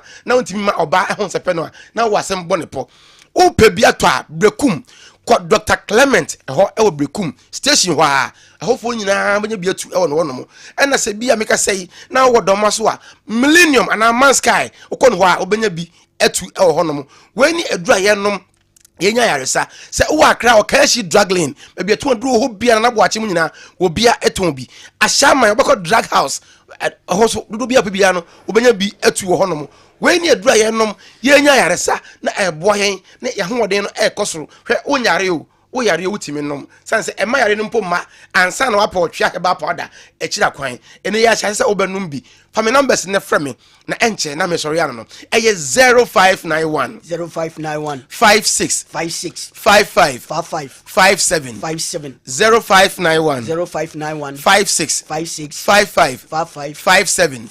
0551 22 82 81 0551 22 82 81 and 0550 63 90 37 0550 63 90 37 edro no ye otwea heba powder enti yes ejane hyewa wa obeba okay ntintane Dr. Alex edemasi sejo bidin ya heba upushi bi ada ko mechirim mesro ya akofa mesro penisi ya all right opa manin konko ho sa penisi ya mon friend numbers no na mo ne omo eni enkomo otwea heba osi ejane shiwa wa ena obeba Our Mohammed Bertrand Senaya here, the what is Brekum Chelsea saying? They should shut up because they came to Abrankase with referee Silas Okine to rob Kessben FC, and the match came to an abrupt end. And Brekum Chelsea were awarded 3 points and 3 goals. Alberto Nadiwe Abraya, former Kessben FC PRO, greetings to Abdullah Omar. Albert, okay. All right, on the way, Brian. I'm very happy to hear the Austria man mention that some waste can sugar. This is typical ancient Ghanaian English. Please let Dr. Frank Naro help us if it's a good English. Okay? The last time he corrected me, I used to say more grease to your elbows. Now I say more power to your elbows. All right. Awa! Sergio. Na eti say nyame adum Sergio. Yede nyankopon ase. Hi. Jujame. Sergio. Medical bosso. Ohe Sergio yenya some couple of AFCONs aya bobo tournament no. Yeah. And metimi single out 2 AFCON tournaments Sergio. Obeka se coaches na omo lead those nations na ekoje tournament no. They instilled discipline omo setup no. Eno ne bo omo mutimi koje. A typical example in 2017 when Hugo Bruce was on the touchline for the Cameroonian national team when they won the AFCON. There were some couple of players, including Joel Matip, coach, to hell with them on phone. He took Christian Basogogmu, Benjamin Munkanju, they went all the way and won the AFCON for them. Obeka in 2013, when the late Stephen Keshi was taking the Nigerian setup, Peter Osaze the wingy, now he was in top spirit, high flying player. He told him, say, discipline yourself. You can't be part of my squad. And in the 10 of event that year, Nigeria went all the way and won that AFCON. That was the year Joseph Yobo, when he was at Everton, Stephen Keshi catch and say, yeah, we experienced, we a captain. But me patrol and chain. Near Makenet Omeru Mona Mobile any Godfred or Boa Bonamo Yemomo. Okay. Sunday Mba was a local player by that time. Ahmed Musa, John Mikel Obi, no more friend trainer Koye, Uche, Emmanuel Eminike, and to some extent Ube Victor Moses. And said, that squad was a disciplined squad. If Ambrose Munina not a part of that squad, and of course Elderson Echijile. And said, what squad now they rised up. Even though 2014 World Cup went to me, but I'm call 2014 World Cup, yeah, it me reach quarter round 16, and then they came back strongly over Russia 2018, and said, where that squad now? 2 of them, Abba Beka, say many Oka Nigeria Professional Football League now, Moka Ahmed Musa Abba, as your Kanu Piles, and of course Brown Idei, also Abba. So onusu sina kan edima enyimba even 2 weeks ago ye be yi ni go shema enyimba during the CAF Confederations Cup against Black Bulls. Now one of them amount for make course onusu meka on Kenneth Omeru. Said this boy now he was part of Chelsea setup. Nyini no. Onya kwan ewure mu into Chelsea, but unfortunately now oye young. Nti say onya chance no bon wure mu through the squad no anye yi. Okoninam Leganes, Okoninam Kasimpasa, Ewo Turkey, and some couple of other clubs. Minuka say since 2013 up till now, say Wenyini, he's an integral member of the Nigerian national team. But even AFCON Ekoye say no more funny yeshi. Say Nyini Aba, among phone say some of the guys no more squad no make a return bomo nti and also na man for make return sen kan meka. But was say or favor say obetimi up jive football no we were into scouting rule. But I think say bana these guys say banu e boa momo league na den e koso because seeing former national players are omusia kai with for Super Eagles no mo week out you going to those venues and watching them no it has been very good. But yeah oftentimes how do you see say Black Star player be ending a career no aba recently ne ehun Sule Muntari me ka top stars no just some few recent Mekaiba for Jan Mube Nina Masante Kotoko at a point. As a Mojan Kasenko be retire was Sante Kotoko. And Timian ye, Samio Seko Fonso Casa, and Timian ye.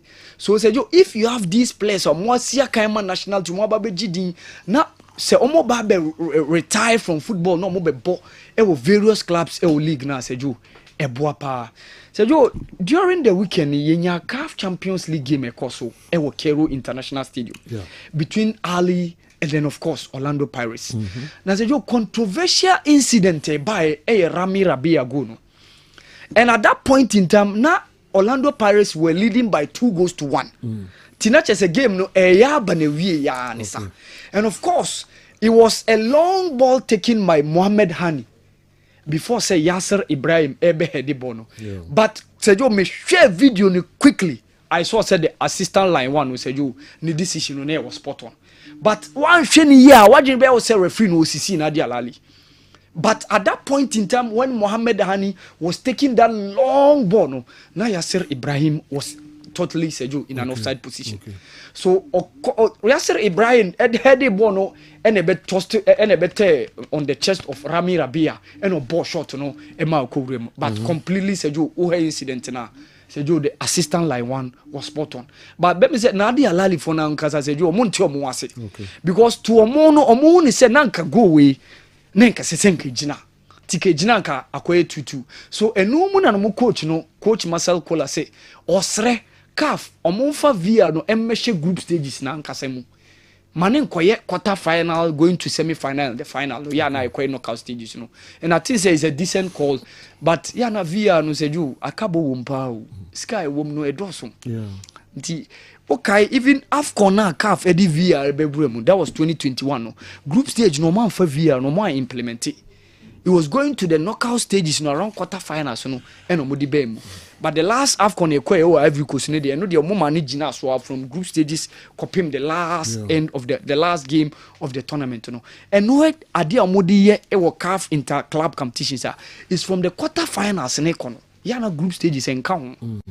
Nti media decision no one of the things they had because there are some controversial decisions that they etimi beba and I think say when so one of the things but for me I think say the assistant like one on that day the decision no said you it was absolutely spot on decision now take you know so it was okay for disallow goal yeah ne baby ultimate disallow goal no and quite of fast or disallow I watched that game yes because oyeninsa say boy no or yeah offside or something yes Yasser Ibrahim yes referee I watched that game hey when Mohamed Hani was taking that lock shot said you now he was in an offside position but quickly back and said you it takes assistant line one or very very vigilant and kawatiki decision yes apart from so very vigilant no I saw say bold. Yeah. Yes, venue also can. Yes, when you bold that venue be say yes. I know Azema can do pa. So Ali pa. Yes. To Omoka. Omo. Yeah, sure omo. And a referee no free. Our find out for us. Yeah, also Mujano so. Yes. Also be shame. Yes. Off and back. Yes. Decision there say you. Or a spot on. Decision now take in there. A spot on pa. Say you Coco Golf. Efrim so unfortunate for her. Now me hear him say after say or winning the US Open or betimi the Australian Open at was so but say you entimi anye ye. Yeah, monitor games now also between Novak Djokovic and Carlos Alcaraz, you know. And so interestingly, only one spanner Djokovic Eddie Alcaraz the Chiaka from in Grand Slam. And that was the quarter final of the French Open 2023. The rest of the Grand Slams so mabonina Sejo Nina Carlos Alcaraz ebitino. And Sejo Nina so na quite final. Wimbledon 2023, Wimbledon 2024.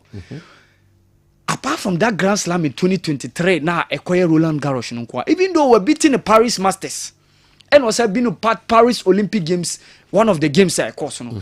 But said you Pempi no a back Grand Slam now. Ya na Alcaraz nsa no Novak so.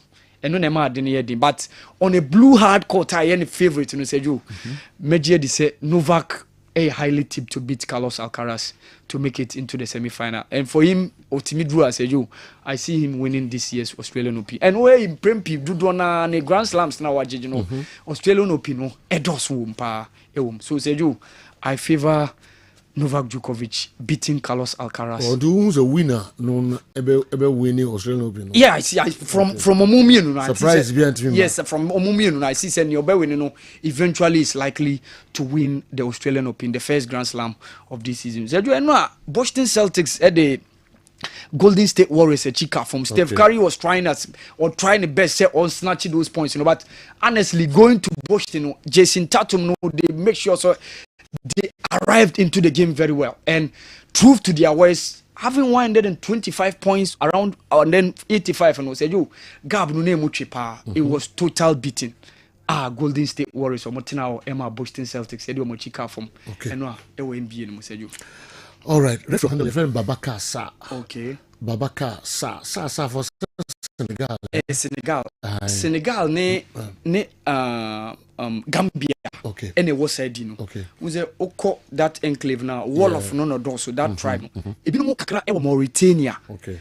But yana dudwana e was Senegal Gambia. Was enka na ebuma nkasa seju. Senegal and Gambia na the same country. Senegambia. Yeah, na Senegambia. And a Gambia betiomo. And seju owing to how colonialism e by no. That's the reason why in Pempi unsa no. Nti yana colonialism na ma some of the countries imuntematete. Before your kingdoms in the family. That's the reason you will see Traore ewa every coast. Ube Traore wa Burkina Faso. Ube sen Traore ewa Guinea. Okay. So Senegambia and Senegal ni Gambia they are more bempa and the most tribal dots where the wall of people no. And say you these where the people are or more. Enti abla beso hu linesman no free. I send referee no. Yeah. Out me bold sir a disallow. Ali Gola Washa and Gabon needs Senegal for in terms of Champions League their referees are very bad. Okay. Or make it the wrong decisions at the wrong times. Okay. Bet me go no beba baby who afraid the for problems be aba into Kotoko say your African Cup those days in say a referee no free Gabon and need in Sagu so. Abulai Omar. Me and make us as a mutual. Usisi woni agi. Yes, me hear me buy na Kotoko baby I don't say no am if it's improvement at me back. Yeah. I hit me a share for one yeah buy any kakra ba. Let table no one other first. Gold Stars. And a second. And a Nations. And a third. And a Kotoko. And a fourth. Out of Lions. Fifth. And then I mean yes I. Oh Nabi. So what you say? You're quiet cut off board. I have boy beat Tahame. Because of the last time I buy here, I make her say Kotoko has Kotoko that fifth and has that sixth on the league table. After they be about was see penny the penny, and I say what is the meaning of the penny? Or see Ghana football has for a penny the penny. I say listen, don't even go there, because we hear not even only West Africa, African Kasankasa Kotoko yaji football is so. Your records no young compares yes you has for your combat 5 and 6 na enim go ase what you say so this one Kameka say daba kuminya Awal Mohammed wa ha mema na chire mu setan be ma why na etimi the Ghana football here why no na ya de in terms of African League bibia between Kotoko and Accra what you say I have born Mohammed too much na you too damn na me born in master 5-1 and I miss a born row. Now I think I am the Yakakra because I know where has me be me will be on support me. And now by me both you be nanti row me born 5-1. Oh, into a one or the buy and has for penny depending on Mr. Depe. Moya Timu nanti 11. Ojorun Kwan Ababedru baby Ababedru. Edru baby Kai Sylvester Frebin baby or buy was say tackle issue kakrebi when him start 25% gate fee process ye bono. When him say okay sir Joe. I want you to answer. Yes, I'm telling you. 2003, 2004. Now you do 25%. 25% to Kotoko matches I aboni now because some of the matches no crown. You na buy 1.8 billion. That's the first time Kotoko supporters started 10 billion I did still buy. And now uru ribi buy. Uru ribi buy no afedi has for by Sophie and Abekatra Kotoko Alekisa because they are not paying and they are getting the receipt at that time. What you said, I'm demonstration, but you remember the demonstration? I guess is it Kofi here, the secretary of GFA secretary. Say you see a new freehold information man has that means something is going wrong. And I can remember say office now, GFA office no. Sky yadi to office now, yadi CSC Sky the building office no. Kotoko contribute 99.9%. Abla Umar, ode jina hoka kramari. Na mene minuti late marriage ata ye minusa was standby. Yanko Dr. Dawood ho na ye fankra toka krebi ba na fe meko Newton ho na mahwe de osi opeso de tu dwane no. Brekum Chelsea ene media ma game no. Ombetumi awuram kakra e de amaye. Yanko fa Dr. Dawood mra. Abla Umar memo worry wasem. Don't worry. Me come as ya. Manswa. Dr. Dawood and we are not for your friend Dr. Dawood. When I'm at Dawood Heba Hospital, I know. Now, and I'm meso and a ne Dawood ointment, Dawood 360 capsules, Woodja Manswa, and ne Ubia di Mua Dancy. Now, do we educate Dawood ointment. Dawood ointment. Or say fetchi na ebeko. Ofa Dawood 360 capsules or cc na adie wom. Na drum ye no we adwuma bom. Obi a osisi ye o yapa. De obeye ne say, o de Dawood ointment no etwetwe osisi na anopa ene anwumre a. Na nsa bia no na odi bia bo asawa, obetimi de atua. Udware wi a fa Dawood ointment. O de te ne fa sra. Ta bre kro na no na wonom Dawood 360 capsules no anopa ene anwumre. Na dance ye na ba amane o de enko na enko ti dance ye ni bi. Dawood ointment. Edrowe me straighten and welding. The toda me po dwuma na me honam nyina me ye me ho bibi enye yi. Ba se minya sa Dawood ointment we na me twitwi a na no paso minya Dawood 360 na me no mo a ese kwa re me ye adwuma kra se kane no. Te do we de edi masema ma na be di so asema ma. Me electrician na ye adwuma ekofia yentimi na Dawood ointment. So ye adwuma na obra okodru fia fa twitwi ade be che no na ho aye den Dawood ointment fa twi keke na ebeko. Lua me use so mama hode pa ma metimi gba adwuma bibi e kama e ma me ye. Dawood 360 capsules and a Dawood ointment. O me many we no now the we no so twitwi wa aposo e be ma ya oni nyina afiri o ma de che otumi be gba adwuma. Dawood ointment fa twi na ebeko. Da bia amafo company da wo ka mu sa ko spreader. Me secret na nu ani ebudo na ani Dawood ointment ene papa me sole anopa me di twitwi me sisi achi me babia he me ntebre secret ni nie ti so person ti say me a we use Dawood ointment. That's the secret of my taxi driving. Me a transmission gearbox specialist ejuma me ye en kan na me pega de a na me nsakura ntimi pega and I say me ma de so na lock me sisi say free say me share Dawood 360 capsules and the Dawood ointment aboa me bebre the dry you na so amente ya mente blabia obia mo modern so betimi apɛ Dawood ointment and the Dawood 360 capsules enya bi ato Odofo se wate bi adro ya me ka ho asɛm no eno ho adanse ene wono madi no ko pharmacy e ben wo herbal shop e ben wo ne koto Dawood ointment Dawood 360 capsules na se de enkrofo di ho adanse no wo so be di ho adanse wo pese wo frɛ ya eno na wo screen ase no 0244 88 64 37 na 020 168 1717 baby a yeton adro wo man Ghana mu bia no o de wura also pe Dawood ointment and Dawood 360 capsules. Okay, Dr. Dawood. And crack a crowd amaye and so no. Quickly, my main call a fix my ride for na me no muso in komo kakra nezewa never to komo kakra nafi yako Newton lati marriage ataho na yahedo de brain. And is that say I'm Adam, say Joe and answer. I know about Miss Moya. Yeah, Now, then, they brain fix my ride. Oh, yeah, but yes. Come said the last week, yeah, no. Sure. Now, I am per se over compromise on or safety post election, post Christmas. I was say, and they. Osho upon me who ye no na oka we didi dwuma no ohwe ka ne ye no na se adwoka no so be hwe so yi nti no sa de ne pese Ghana for ha ehye no so pan so bi ono ma ogidi ye se o ka ne se de tie bia obetenem nti ne se de tie bia nso na ka no so e be hwe wo so nti yam pese obeye ne sa nti ka ne se no se fix my ride eba ka ho general service na afi bibia related to ka ho nsame ho dwumadie na yedi nti yam pese obe compromising on o safety said earlier me kan nti ase ye only definition nti kwan a ka be fa so na ebe CPS ta na enya hoden hwonko na de bia me ka as part of your civic responsibility aboa na a road safety commission kwan so dwumadi a wono me de no atim akon kan no ene ne aba e de ama Ghana for kan na no say ye wo oman no ahinkro in crime adjacent Accra Academy School off Anchor Police Quarters Atiko Junction behind the Guelph filling station at Chihonoma obetimi ahu yansanso afi Kumasi so ye wo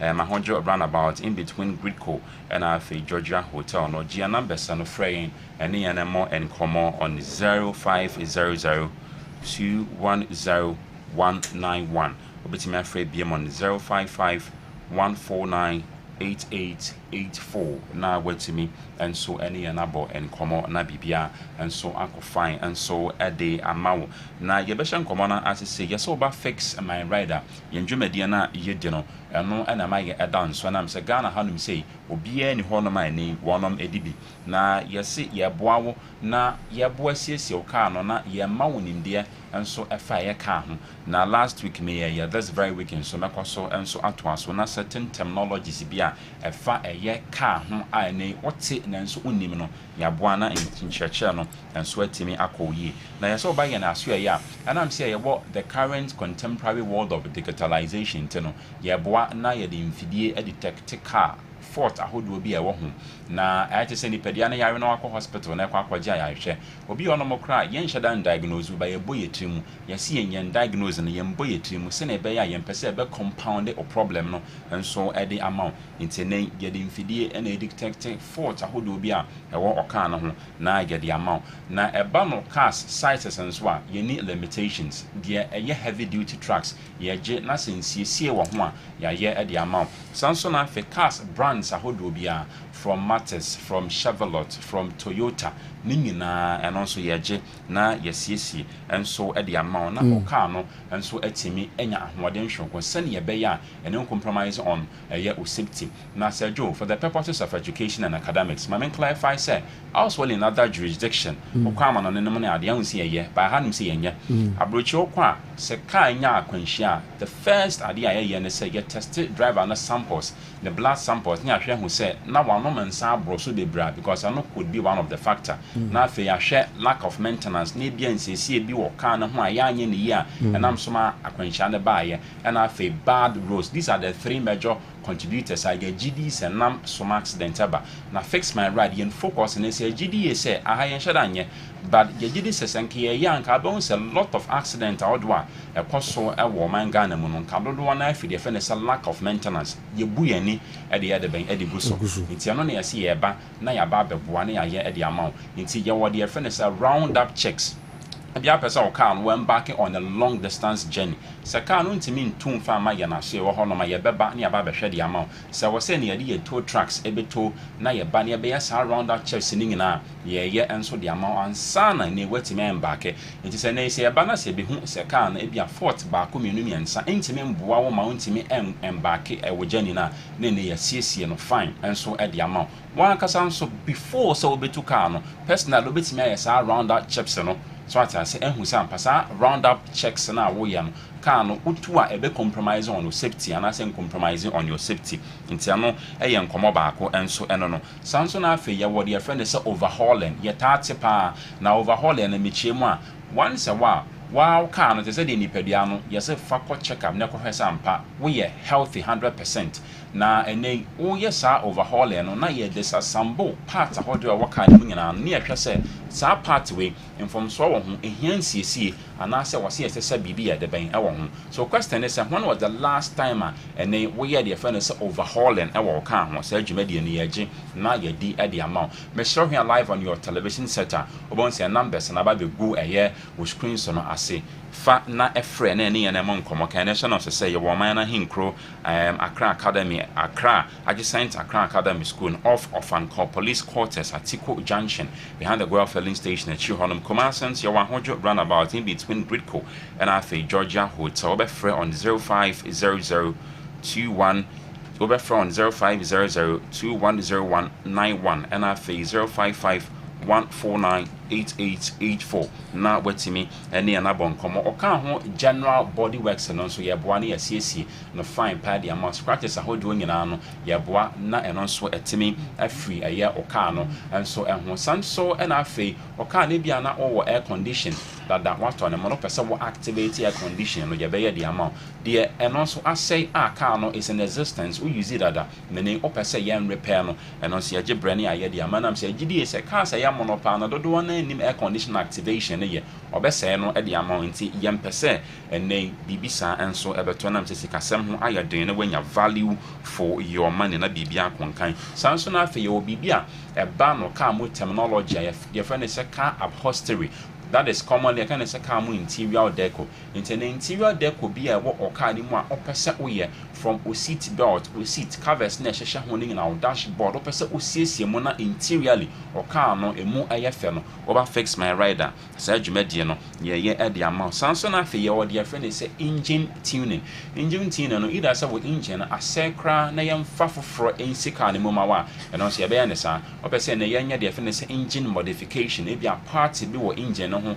na ene asay yentu ne yemfa foforo enso ensi ho a and also ye agebre na ye di say dwumadie no enso e de amount yempese obe compromise on o safety as part of your civic responsibility aboa road safety commission na ene won dwumadie a ye kwan so jojo dwumadie a wonom edi no yenso ya contribute yen quota sene ye be ye ne o safety no also uncompromising opese ya car mo electricals and as a common ye can say wiring na and also yedi hu dwuma e de amount panel bi apese o de ball car na anymore na dodo na gidi say e cars bi na e ya na e panel there bi say what car na say ne panel kra eni animu a obetimi aba emu electricals ne be ye de amount security gadget then also e fixi e bi ewom and so at the amount fine ne o car no bibia enso atimi akonkan de ama old type model cars they ba new type model cars old type model cars they ba new type model cars sanso na fe o pese wo yi car ewo amanane e bia ba bedru port uni sika wo dia ne so be frɛ ye be negotiate fairly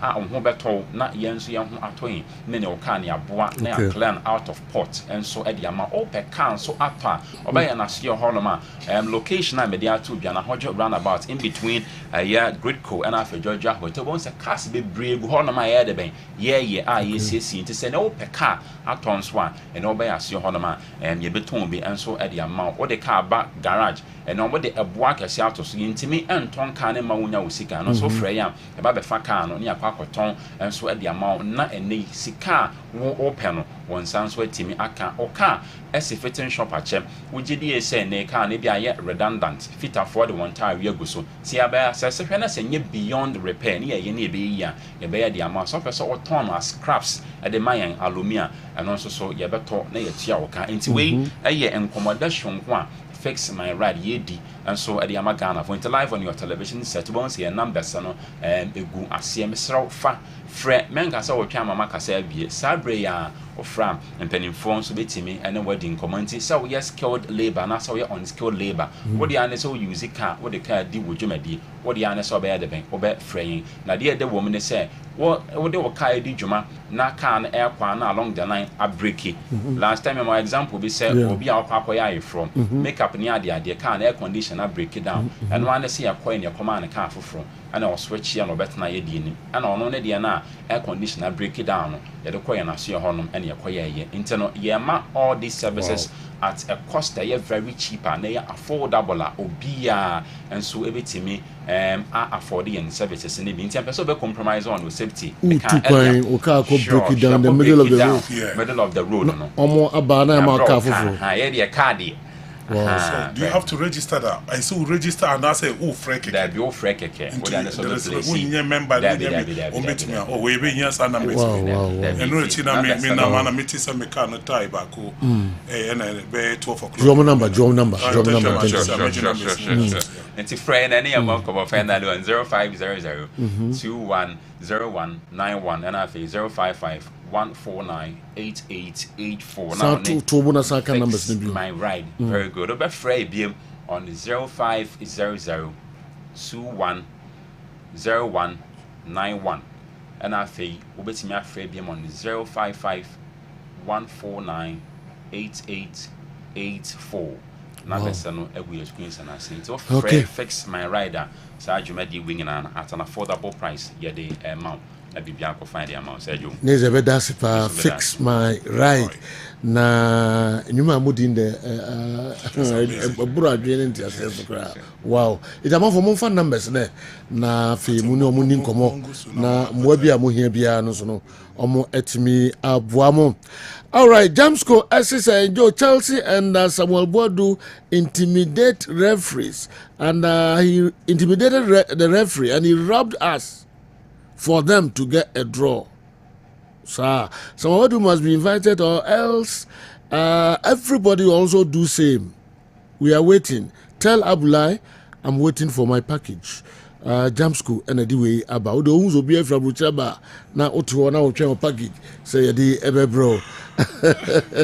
All right. Inti now the ones who they about I don't know. News why already I'm hunting na fi me head of the brain. Newton Latte Marijata. Okay. All right, Chief. Masomo studio. I say me try refgala videos too be I say whatever by in time, but what I mean take charge, you know, not me quickly. Untimi nkasa kalama inti videos no ye nya ho adwuma ana ye nte ho hwe. Eno credit. Promise ade amaye no. Nti ye twɛn. Chief, Matibos. Now, Ghana Premier League, you know, one of the seasons, I'm Yankasa personal manager league, you know, papa. I've been traveling across every venue, home fans didn't set me back. Now, my league is so competitive. League table now, very reflective of every performance. Very big. Referee for instance, you know, every league you want to say something, but yeah, the accords into to be an hard. That's not to take the brilliance of this performance away. Gold Stars, Nations, Krabia, Kumasi, Asante Kotoko, and of course Heart of Lions, and a completely top four. No? Now top four no, shows some level of consistency and major fighters. Major fighters, you know, Obetniaka Kumasi, Asante Kotoko. If I could go fight we'll fight or bomb no man knocking out, or bomb no man knocking out. But this time, at the completion of the first round, Krabia or the top four move to. The uniform can be in my opinion, a Heart of Lions. The best defense from week 10 until set Nations bypassing on just 7 goals. Not just say Heart of Lions who call Bechem for TC almost 3 goals, you know. Heart of Lions Eddie Freehold at the time I know I down from week 10. And now you're called Bechem for Emma defense in a crack here. At the middle part of the table, say Joe, teams no edited the hall now Kessben be ho. Brekum Chelsea will feel you say be media ho, Bechem our hobby. In Swatra there, Omoasi Hani Adriana.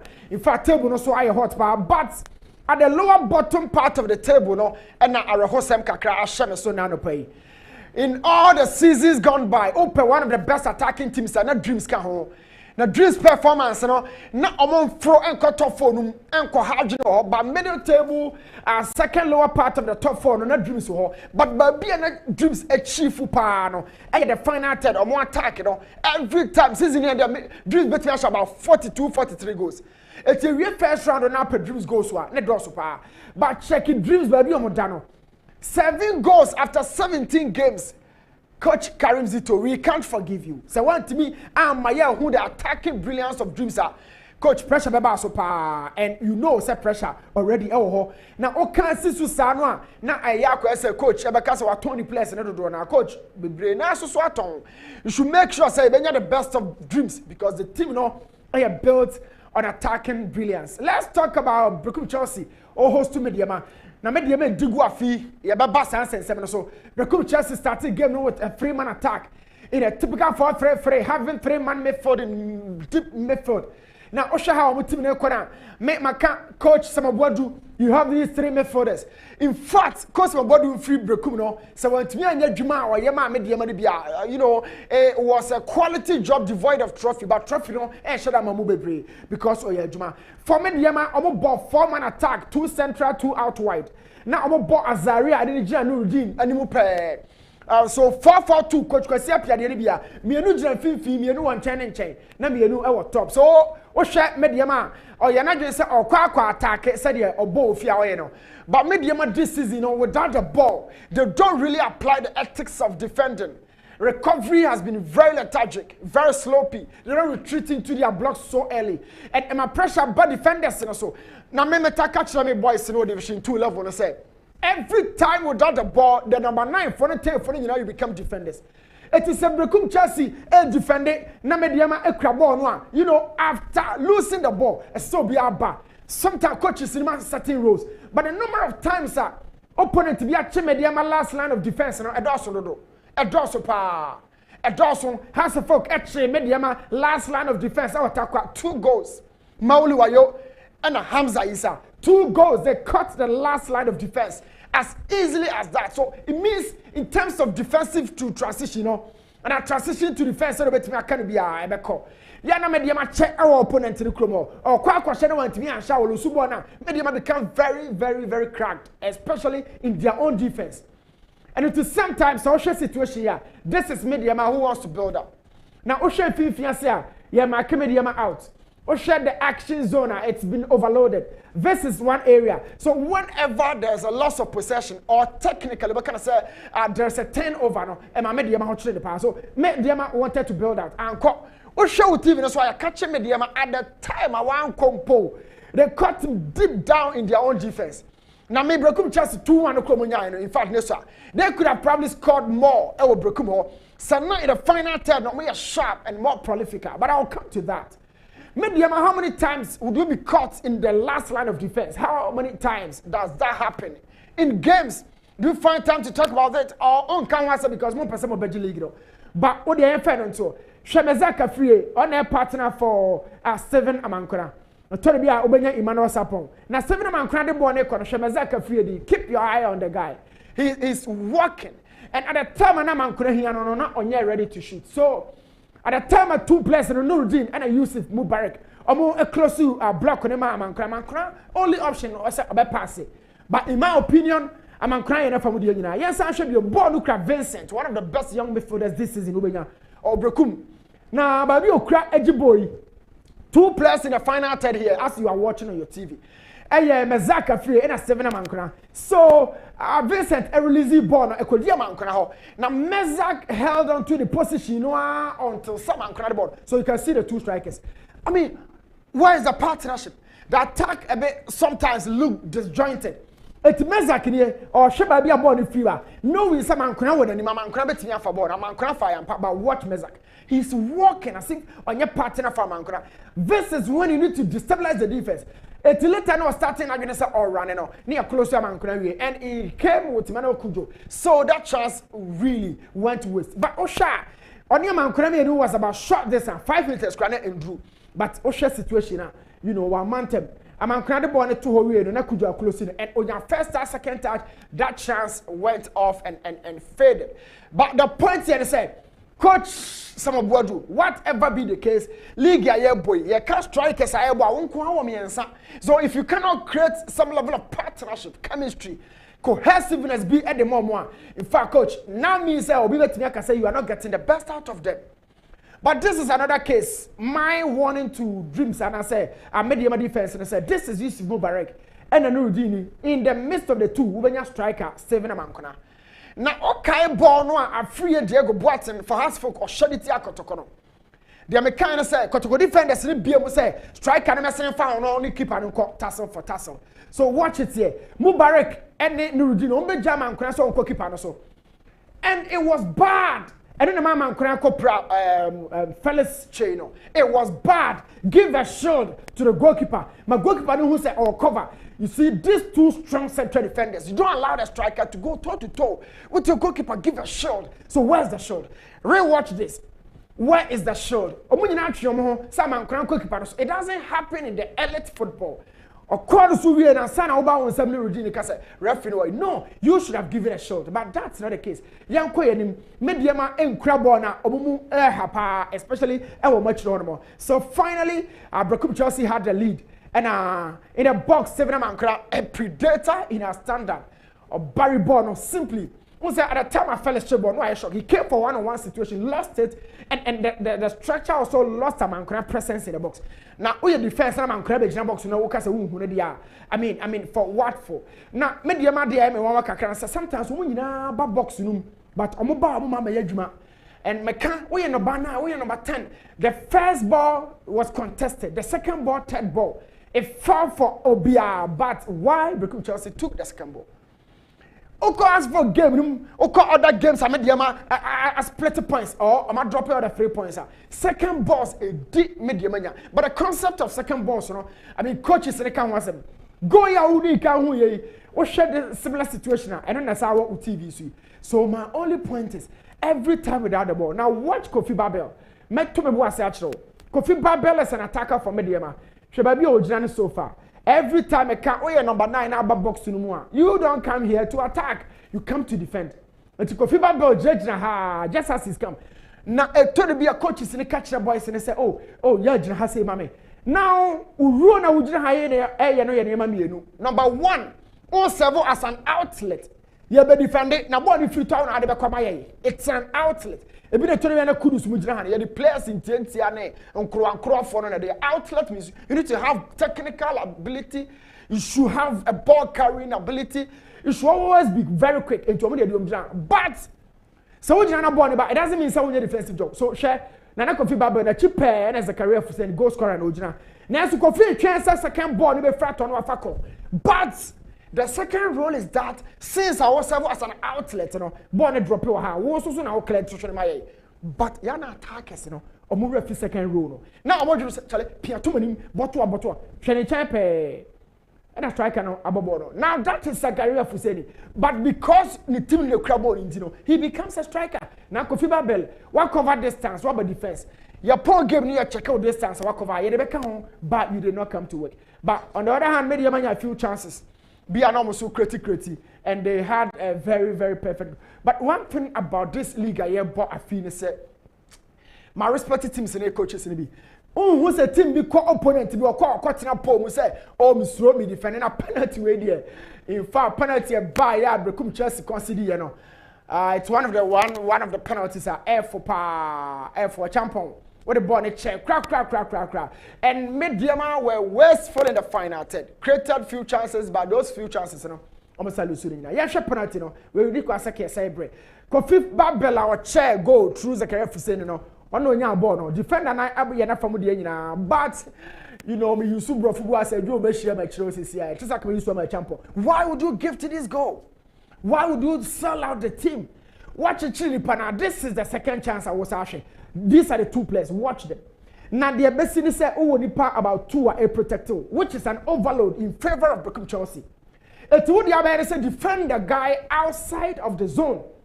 Nina na way the perfect until say will die. Now the way you correct. Or say the block is straight and direct.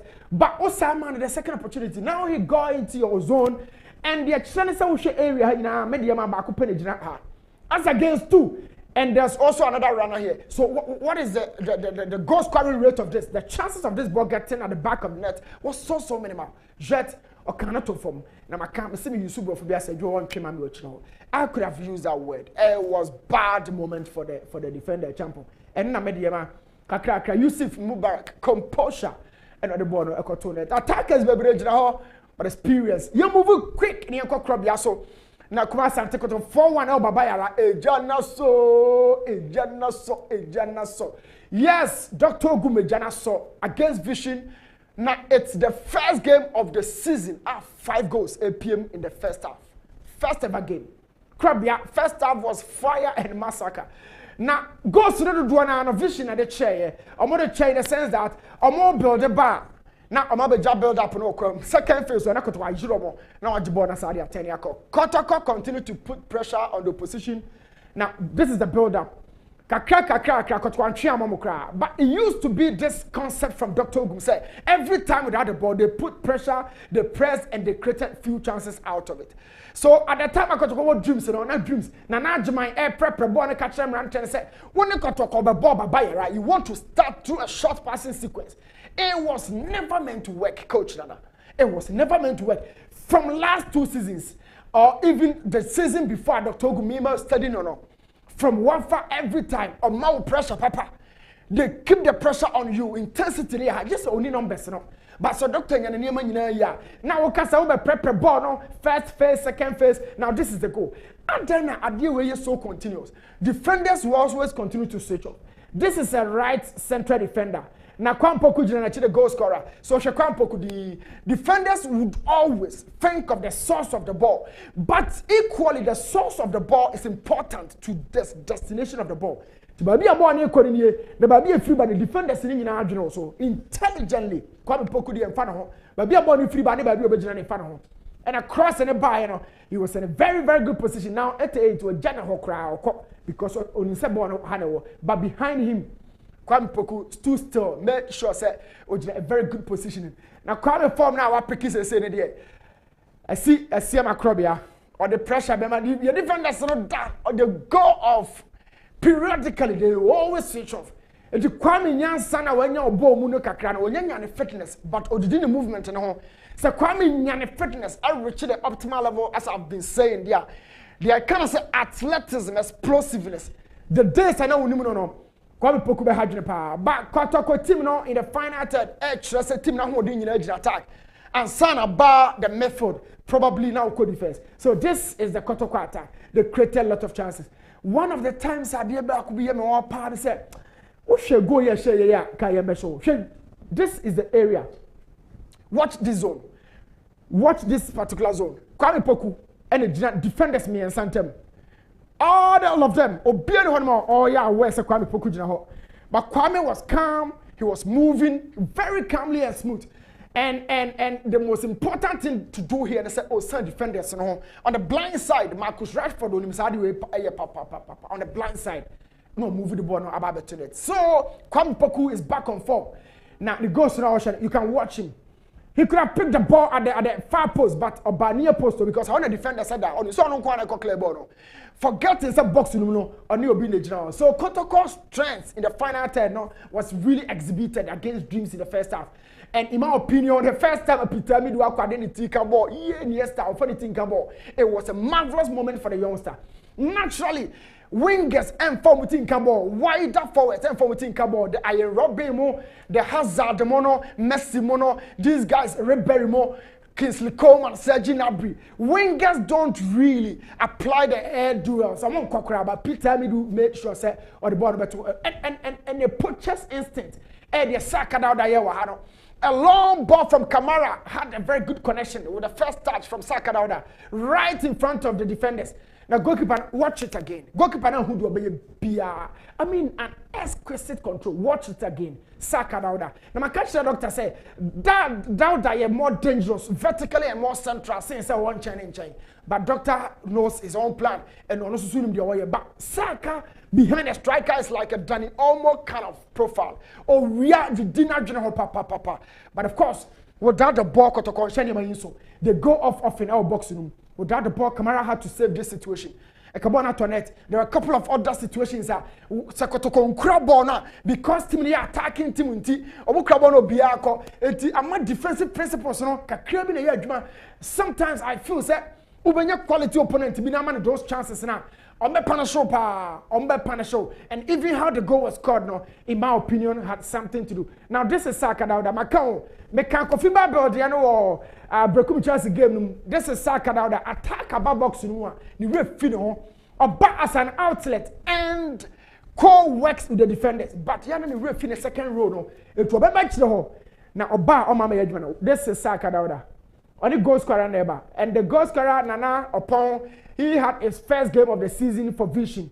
And Orban on the Saka Dauda. Watch Saka Dauda.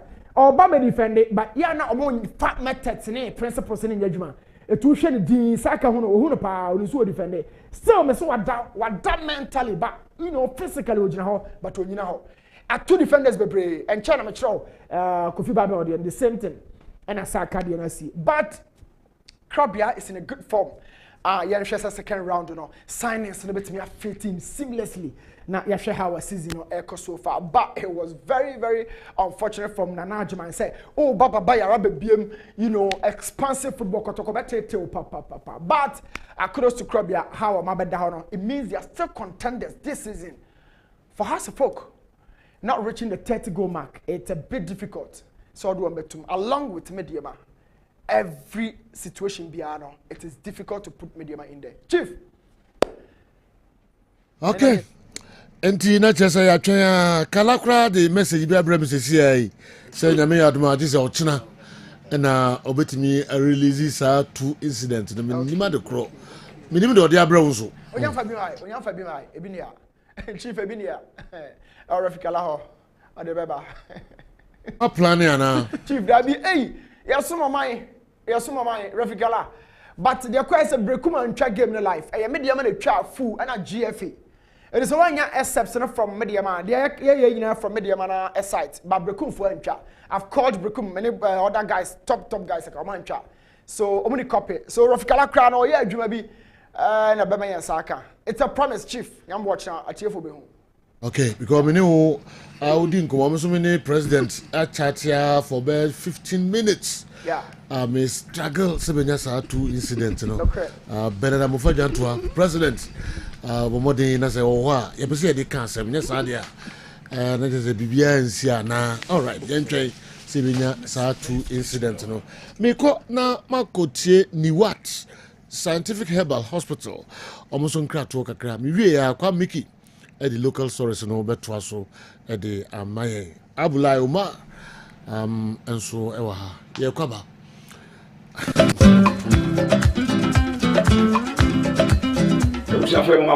About Niwad Scientific Hospital. A team of medical scientists. I have created a boom near the infidel was war. A juma or ya swear has he. Ya swear had dear. Yes, I'll buy a sabi. Near time a good amount. Said it coconon. Name boom, ya do two a fiducial.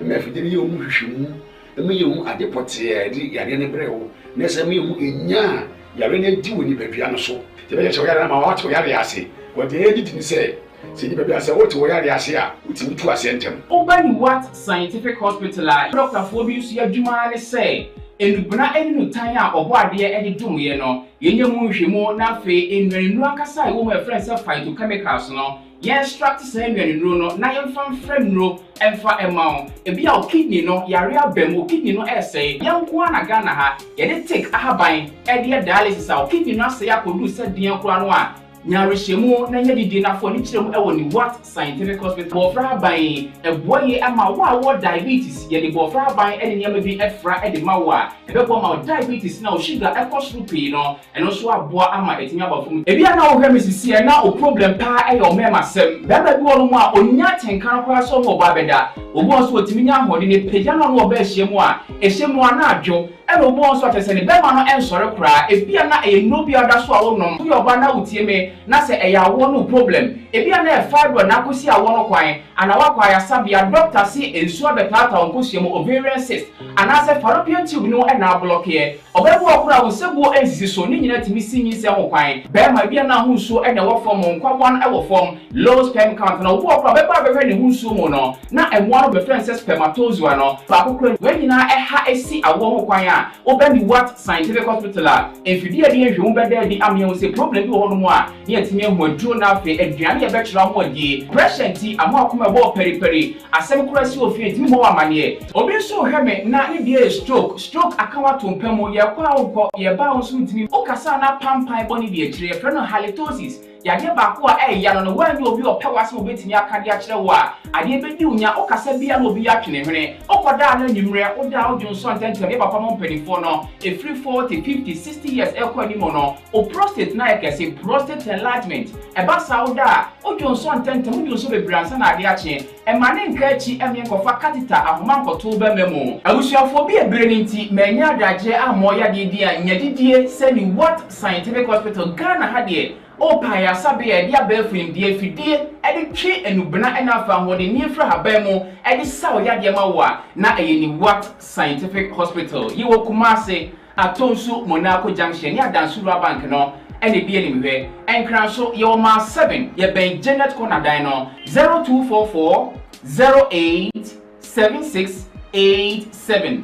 In case you are watching us from any part of the world, whether you are in any African country or you are watching us from Europe, you can contact us on WhatsApp +233 244 087687 or on Google Map. Just type What Scientific Hospital and you'll be given the exact location. What Scientific Hospital? Nyako Pwanda Rumenti Wamoto Edema. Good morning, good morning.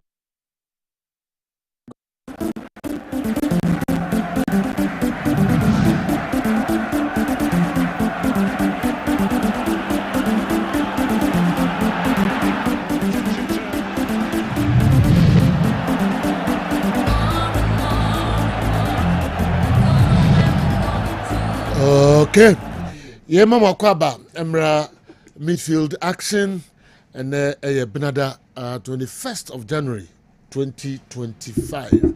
Kwa Miki I no ebre Abulai Minyantiti Hubi call break no. sɛ no ana ade ba de a ɛyɛ bomb wɔ ha na de a mebie mic no ama mebie mu a wobɛkasa nti no me were witnesses kakra wɔ hɔ a ɔmonim the story na nka mede ba kakra no yɛda so wɔ yɛ a wobɛbree in terms of the Premier League ne nneɛma no nti yɛtete ho kakra na Ghana football no ɛkɔ n'anim wɔwote aseɛ na biribia ɛkɔ so kamakama yɛnkɔfa controversy sɛm yɛ ba mɛmɛto bɔm bia wa no yɛnto bɔm na saa nsɛm no I think sɛ wate ho nsɛm bebree a wobɛka sɛ wɔse GFA General Secretary Kofi Nsia wɔse wanhwɛ yi a ɔbɛyɛ ne ho adwuma yɛmfa din no nto dwa because of Nema kakranti mama from the Cassis. Now, Okono attack GFA secretary because of Sika 70. Saying I will learn. Sad story, and kind of stories, and I baby. But the man couldn't answer. And I make her say, okay, you were yaw, ever your mujo. Yes, GFA office, now is a discount, the second see, never is appointment in our Banoko, or Bill Bissan said, dear Nepal, so up a boxing. I don't want to mean kind of team out into another interest. I have shown Mrs. Sports minister Fofo. Your friend is saying, your friend is saying, oh, Kofi Adams. Yeah, I think I know Kofi Adams, yes. Right? Tim Ben also support you, and the background stories kakra. Tim Ben also. Then we are with a minimum. I didn't know who was assassin. But some people you perceive who be original. Are they? Not say bibi ne ane. Oh yes. Say some Ghana footballer. But I actually football. Oh, my Ghana. No, but I would like Kofi Adams. Oh yeah, I know Kofi Adams. Obesumo my Ghana, nye clubs no obesu. We are sure say guy we Kofi Adams or football interest. We on yet if you do ha. Kwame. You follow us. If you do ha. Abla anyway. Utin krane more position na. Unya has in your more position. Then apesoka. No, I just want to see. Say you can so has now will go protest. You go catch John Muhammad say yes now. He be our neutral. Obi our yankobo match. Charles Taylor aba kotoko. Ye kan ho asem ye say the krata na koma caf. Omo hwehwe mu na sisi yesisi boy no yanka ho asem a ye koye ye sanse ya satun krata na ba Ghana fo njeji na yen fans nsem no nkosi bebia. So niam say ya okakra bi wo ye. The president kra I no more bebia. Omo Sentina ya na mampeni o mabagana nyina no. Anything I omo aka no opese me no ha. This year ya hot nti ya ntimi ahwe sa niam edrumre bi say etuti atamas kaka. Yonko. Because Chairman Rollins no had to fool. Yes. And na kotoko. And obi anim say na na Akufo-Addo so ba so ekutoko ni. Na Akufo-Addo. Yes. Enti no how to say. So ekutoko ni no sa. And mama ye di ani. I don't know. Come yemfa. Mama kape. So Mintida. Also ede. How to you ana?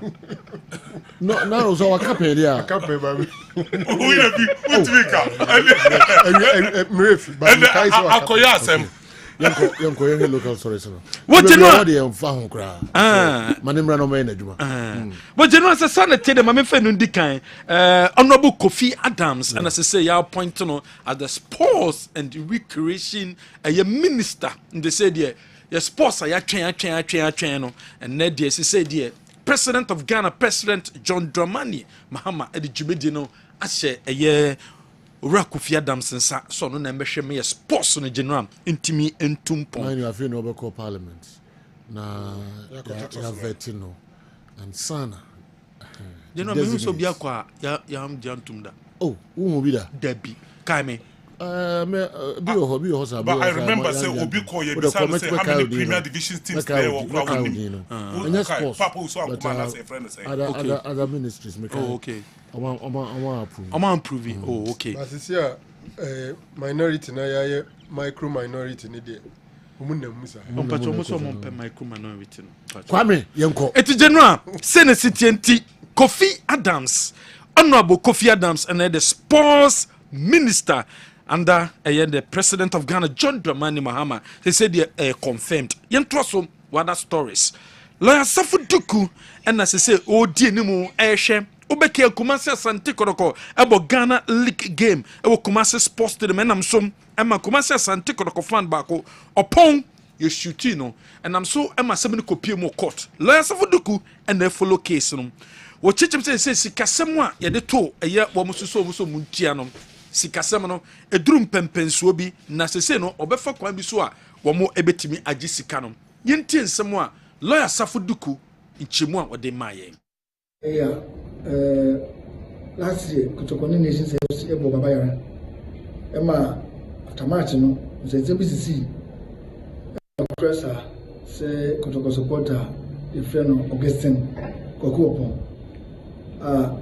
Unyasa how court high court commercial man judgment somewhere in February 2024. All the court processes now already been just cannot endorse. Your firm was the same no can say your filing as the friend entry of judgment to the Ghana Police Service, the National Sports Authority, and of course the Attorney General Office could say case now high court Ibuama Brantian. See, I'm not going to say amount to do 1.4 million cedis. Jeffrey sir, I buy yesterday. Until the idea said, in Quam Faso and Sabakescam.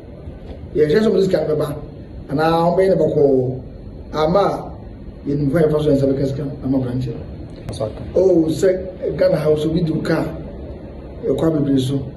But the intimate is losing. I'll be in the way home idea. Time where you say, Omuchian Asun. But until Omuka, until a follow up, say, Bay Assumption Raboko. And yes, every do cars on Jia, open a Japan TV, and now the bank accounts be. And now the Zako is now able to continue now. A option here, the best until. Weye sama lawyer Safuduku wodi atoja say sika awoso mutimitua as compensation edema eye opono eduru be 1.4 million Ghana cedis sika no pim so ekọ enimu ye papa eno ne sama lawyer Safuduku edituja ono anso ena ye case no ede ema kotoko supporters a abra kotoko ne Nations FC boy omokotutu eye plastic chess ewo eye Dr. Kwame Chase Sports Complex asem no kopiemu enso court no ena ye case no enu sebusan say sa case no so akoduru impempe so be ye ja kotoko supporters na inchemu a ode maye ni kaya last year kotoko ne Nations FC ebo baba yara ema after March no say BCC police for charging 5 supporters, including Chumberemane, Habib, no.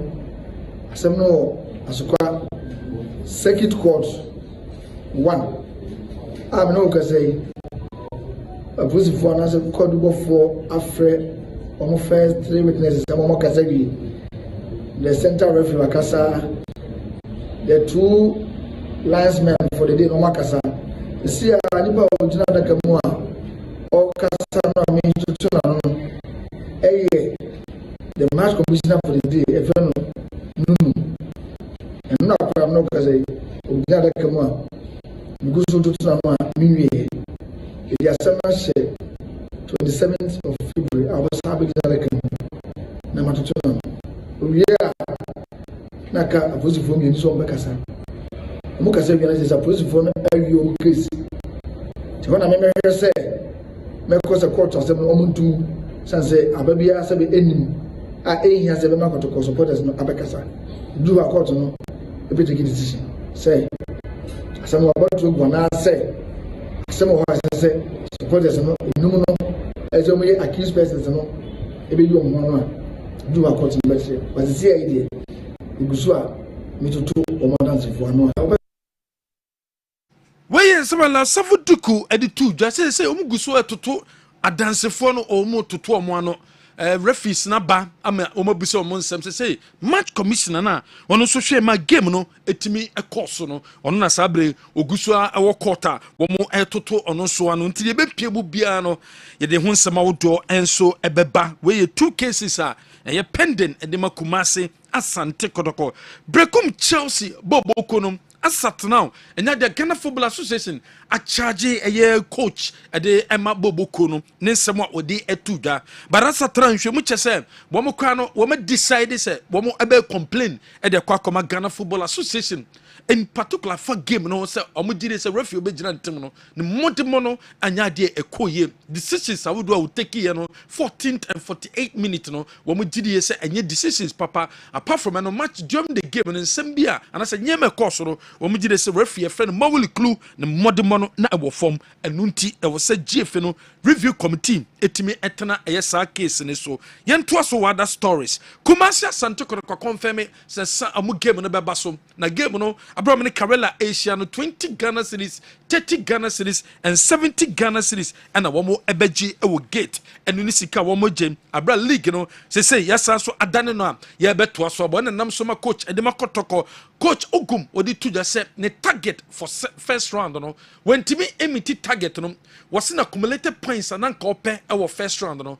and yes our points no nyai but on making amends in the second round abra league no ebesha sekwisia da ebe absolutely wasn't the target, but that is what we have, so we have to be content with it and make sure that going forward in the second round we make sure that we gain more points than we have gained in the first. That absolutely wasn't the target, but that and someone coach Prosper Nete Ogum or your coach Adema Kumasi Asante Korokono what they are to just say and yet on target no but second round no one more ebeshe so met me I target ni and so met me reach on target one more epeno walk to fan to them a honor a year of basic and so edibia sosom so last season Koroko team no more strong team but this season wamukuta players pa and unti I was a year coach no a year diobetimi a year biana one more performance last season no itimi ebasro this season no also mutimi ebo modena se league no kwa na also mutimi eje season last season this year a little bit better or quality players than last year again you know no better so far there I sharp as compared to previous years and don't if the midfield are pulling up now you need midfield they say we get the one who are stable kaka compared to previous season and don't you say team now has send this season now compared to last year I don't see them if you team the best of plan or better say your football you say ways and means in other foul means yeah, but home, why are there when you have a boy over in the show? I think we can get fair conversation anywhere. Fair conversation anywhere. You should be able to win. Like I said, this season there, let's start and we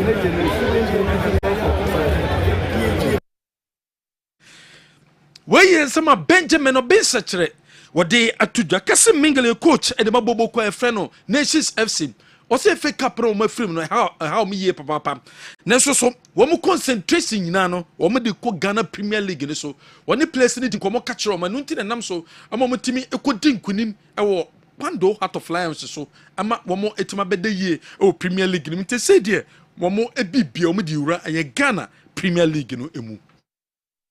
We play an FA Cup match and we lost, so we are out of the FA Cup, so we don't have any title to contend for unless the league. So we came prepared to win and make sure we'll be among the contenders for the league. We came with a strategy and we are not going to make it public, but we came with a strategy and the strategy worked to perfection and we were able to neutralize Lions and got our goal. So that's it. Okay. Where in summer court Kessben mingle what they to the former Black Stars player was the academy of the Black Stars of Ghana or guest in a handful and also Debbie GFN Mbraye roll on Madiama Steven a piano Wombe Chirmuye say a year player there and no Omontiase Ombra no Michimi say roll bang and a Steven Apia a big play a Black Stars management committee was a player relation there a coach Juma coach and players doing come on and it is Steven Apia role no a role bang. The FA should explain to us further going forward what they mean by player relation. Because I think the best relationship you can have is when the coach is mostly interacting with the players daily to know how they are doing. He will follow them and all. The FA should explain to us. Where in some guests in a handful on also a day atuja a jabba jewelry, jabba jewelry will be a pair wedding ring, engagement ring, promise ring, upe chembia to comb, upa debi de atonsa, baby and also ejaba jewelry na akwa benya ne papa no enso ato hyene so se oba ebredru se wo so ware ukọ nhyiemu bi ana ope white gold e de esiesie ho ana so ope yellow gold e de esiesie ho kwa ejaba jewelry na yamboa na wonsa intimi nkabi na ko yusi ejaba opempe the second street edum Ashtown traffic light na say utu wa bo ejaba jewelry ho your number is 0277 104 488 0277 104 488 offer number we so a yebeje so tonchi herbal capsules herbal capsules obi on energy level ewo form obetima nom tonchi herbal capsules no abeboa ma energy level no etima basro obi a vitality aba form tonchi herbal capsules and wasa wonum and naso be a performance aba form ama confidence level ko form relationship no ama aye bibia wo ho tonchi herbal capsules fd agiatum wonum sa aye capsules ya bunya any side effect bia and into any drug store chemical shop bia be ko bia no ko capsules bi to your number is 0553 511 159 0553 511 159 offer number we so a yebeje so cho number we to so pedan ato obi turn dan aye 5 and as a 6 bedroom apartment and a waton enunti complete building and waton we onana na ne ko din komo enye agent bia na dan esio ene sanso boys quarters enso and a security gate and also a dan our home 2 bedrooms our ground floor plus kitchen and washroom in Yinano our form ofro so 4 bedrooms and a washroom your number no is 0552 188 669 0552 188 669 wofro number we so yebejo so BOG clinic ko BOG clinic yare bia ha obia no BOG clinic and a betimi aboa say diabetes hypertension stroke peptic ulcer wo bone problem anasa wo na how wo bia wa kese wo pese aboa wa for when che BOG clinic na yemwo ya ne sa so de BOG vinegar no e de abedwa so ko pe BOG vinegar ne bi na nom fafra wunsuo na nom hyene so se BOG vinegar no enye duro na onnom obo changes ebeba ni pedue ne mu e de mo ye number 0240 512171 0240 512171 and I say 0539 863838 what for number way so ye beje so Amalina Children's Haven eye bia ton koranyama akola ni bia to bia no furniture Malina from day 1 kopem tababa no benya 18 years there and for when nche bia for when nche Malina na kopenya papa eto edemana Malina Plaza it was Santasi runabout who headed towards a Patasia or any bia ubohu yen heba so cream and uni cream a bembe bia also you say be bembe bia o se bi won ho bembe bia o se bi show bagum e bi show botom e bi o fie ho enu na ma enije ba abra ni oba ehiemu wo ye bema ni oba ehiemu ntimi satisfy oba no wo ni obema oba ni hiemu se sia na nyama aba besenko kope ba so cream ne o de otimu ho ene o de wo sahye mu ho wo to ababuaw amotimi abadwuma ye wo be apply kitwa bi opinis no ho after 30 minutes ko wo hye na bredru se wo ko satisfy oba no enunti ena wo so nya heba so cream ni bi any drug store chemical shop bi abeko bia no benya bia to your number is 0244 750 510 0244 750 510 general yem fancy ha all right ye de besi ana fe ye biebiem kakra kom se donko bebo na fe breaking news and so atwa so amay Dr. Naro. General. You didn't kind JDM says he's a Kotoko fan. Africa must reason, sir. Also, he for Africa must reason. I kind of find and I say, "Oh, me person me kai occasion." I remember he said it. Okay. And now I think it was even in connection with the wife. Okay. But me refer the scenario and the occasion he said it. Okay. And into na me ye. Into obiwa on my I remember he said it. Me say me tifri JDM na kasa mo say. Okay. I expect proper briefing. And he shared that thing. Dean was supposed to gidi bebree. ministerial appointment generally a managerial appointment. Into on average obia o good managerial skills ebetima head several ministries. Once you have very good managerial skills, so we hope in say obeba be adwuma de amaye. General, closely related to that, what the former striker Augustine Ahemfo Eka on Stephen Appiah. Yes, I know Tornado is the vice chair for the Black Stars Management Committee. Ubesha, after our abysmal performance in Cote d'Ivoire, the only entity that suffered was the Black Stars Management Committee. Question will be Ebisane say, Anyembia, playing body in almost the same players neighbor, apart from captain than say Freno. Technical team no basically or the saying Otuado then Crawford be take over, but the new management committee for the Black Stars. Yeah. Dr. Randy Abe is massively and extremely experienced when it comes to Black Stars and some from the days as a sports journalist, which days back in 1999, 2000 thereabout. So for me, if he has such a committee, I don't think say a bit my question the capabilities and inabilities. I don't think we can question it. And next Stephen Appiah, an assistant. But maybe not guest him for Kika Konse almost say he's in charge of player relation. General Honum no namine Augustine him for ya drain say Omun Stephen Appiah muye, no mun munche Ghana for ye. What is the role of player relation? Because me himself first of all GFO mu protocol officer. I'm Pimpi, Sebase, ye ne club no player ne club ninkita ho say be a release player no player ne bebada say obeshia ne say is the player relation no on only players no ne coding kita ho enya the best out of them which is part of the roles the head coach is supposed to play. Nti say oma head coach no Stephen Appiah roles no very clear to me the conflict aba. Yeah. And don't forget, Stephen Appiah was the captain in a team that Otuado played in. In 2006 World Cup. Yeah. Stephen Appiah was the leader for that team, and Otuado was under Stephen Appiah. And they all share structure-wise. The technical team actually reports to the management committee, and Stephen Appiah and Randy Monsoso SI on top of Otuado.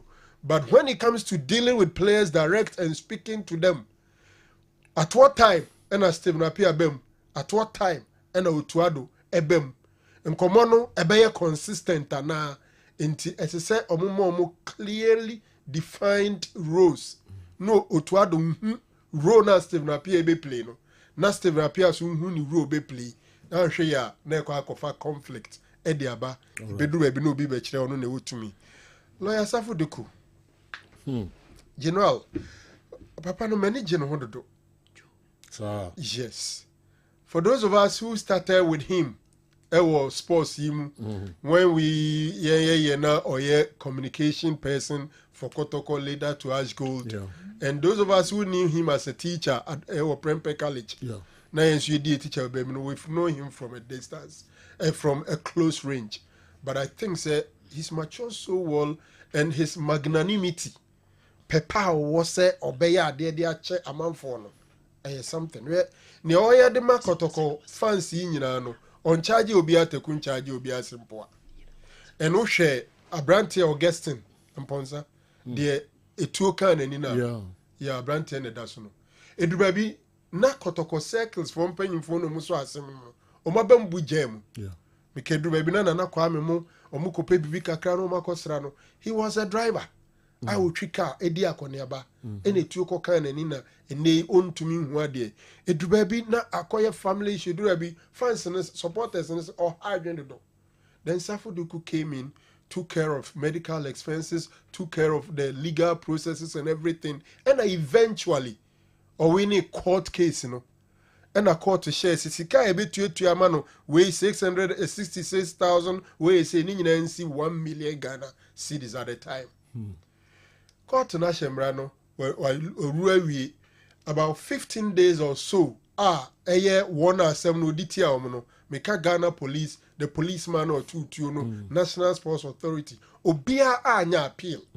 asekyerɛ no sɛ ɔma gye court no mmra na ɛdɛn ana ruling no atom mu ne ho asɛm bi aka deadline for appeal atwam bɛbɛpem nɛ so say 6 months no say 6 months yes. all right 6 months na atwam yeah good me that say ɛbɛpem nɛ sika no so ɔmu nsa nkan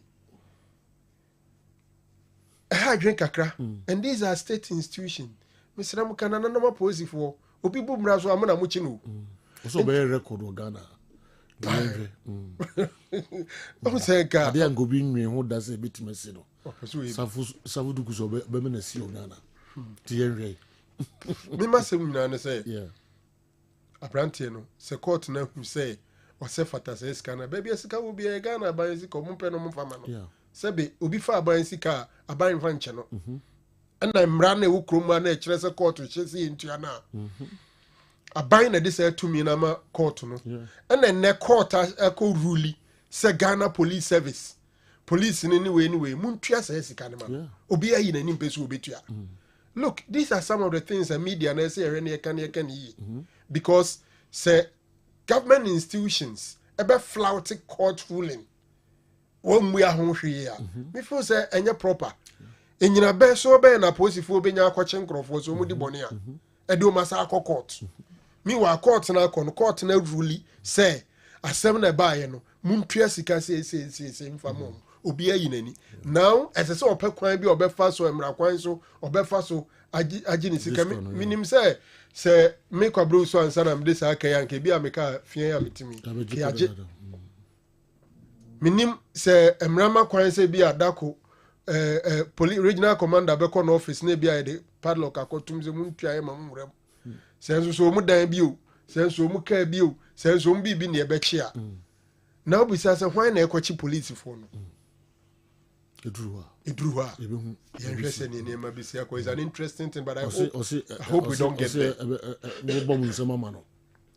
Yes. I hope we don't get there. Yeah. Modeka munkutia. Sikana openo. Esen in Saka. No ne abrante no. Yeah. Ono oshase enjoy. Yes, or bread. Yes, interest about one scanner drew 1.4 million, Tituiska 14 billion, yeah. Roughly 100,000 USD. Now, in pimping, Crawford Prepare Stadium Power. Oh, yes. O man, you'll be a mananso, near Nimpose, so co stadium na, Yakotu na Kawa, will be a Prada them when you'll be a mananso. And I think say we a sasron, kwa we trade atoa, a free necron. So ko stadium na bibi boni bi koto a who says emra ho no ma obetima fa so there so for me it's all well and good general ko asem no echedodo ache papa ntino safo be akoduru de so bia ntimi nya appeal because 6 months no atwam in the city the iron say ya jiska no na ya de emao and your client no na yehu the moso mo beye okay enti okocha sejo na ma kwan na breme but before so bebo na wo birthday ibi o ha we dey insisi kakra bi na na meye enra ss appear na na otwida no say 6 February na cheze enye sa Thursday we okay beba so 6 February because ss appear former police commissioner former chairman Kumasi Asante Kotoko ene wanya ne baby ekrono iwe ya na Reverend Dr. Nchia Samoa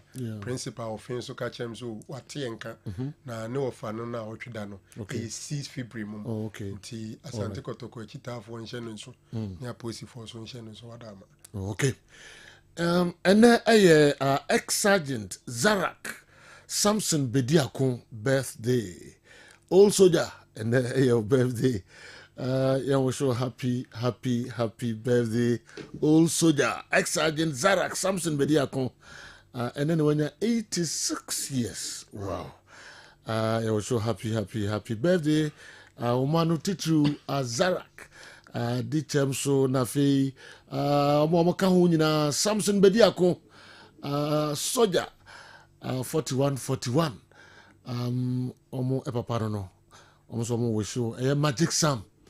Almost so happy birthday nyakopon fini binka ho na omo ahoden 86 years enyasem kitu akra happy birthday ex-sergeant Zarak Samson Bediakon All right. Sanso ana omo fase baako owo Canada sesi ye friend no Nana Afia Boatma aka Naf Boats and Nana and so birthday Nana Afia Boatma Naf Boats and then on also 20 years Canada and owo busuani na so we show happy birthday Naf Boats.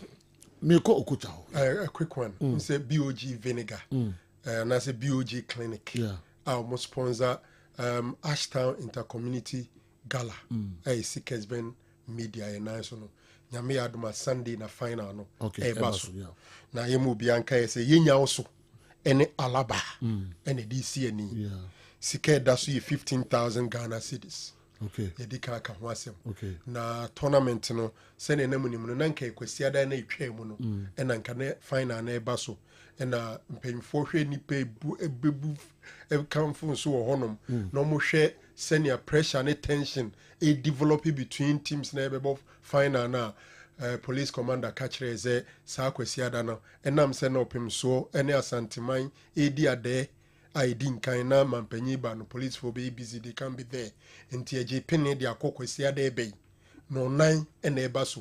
Kenya also versus Alaba. Now before the game, no, you bebo the curtain raiser, Kessben Media Team Plus, BOG Clinic. Ebe carbon near share a organizers and coaches. Government is in the city. All right. Tokisman, a car dealer. Was a chairman. Madame for Pioneer Parky. Tokisman. All right. Okocha. Joe. Yes, sir. Very sorry. Joe, where dear, I read dear, Mimobia, where dear me buy a tia, a acida. And I'm a bread protocol supporters, any technical team, any playing body, any IMC. Because you started league, you know, your matches need be ever babayara, you could pure boise, go fans and send be by, and a sign by babayara. Yamiadum, you the first round, I could. Baby, I had done that third with 31 points. It will be biase. Second round, ye twaso nyame aduma Sunday, yani Carrera. Mobeka ye start ye ni Carrera na ekobo na ehwe omo 1-0 ewa we. Omo ba. Nti mpa ebo na edita team na chi. E ma second round ni. Ye ba be sha ase no. Omo ma ye munya den. So mobeka ya last year ye ko first round ni na ye da second with 28 points. But this year yeah, first round by that third with 31 points.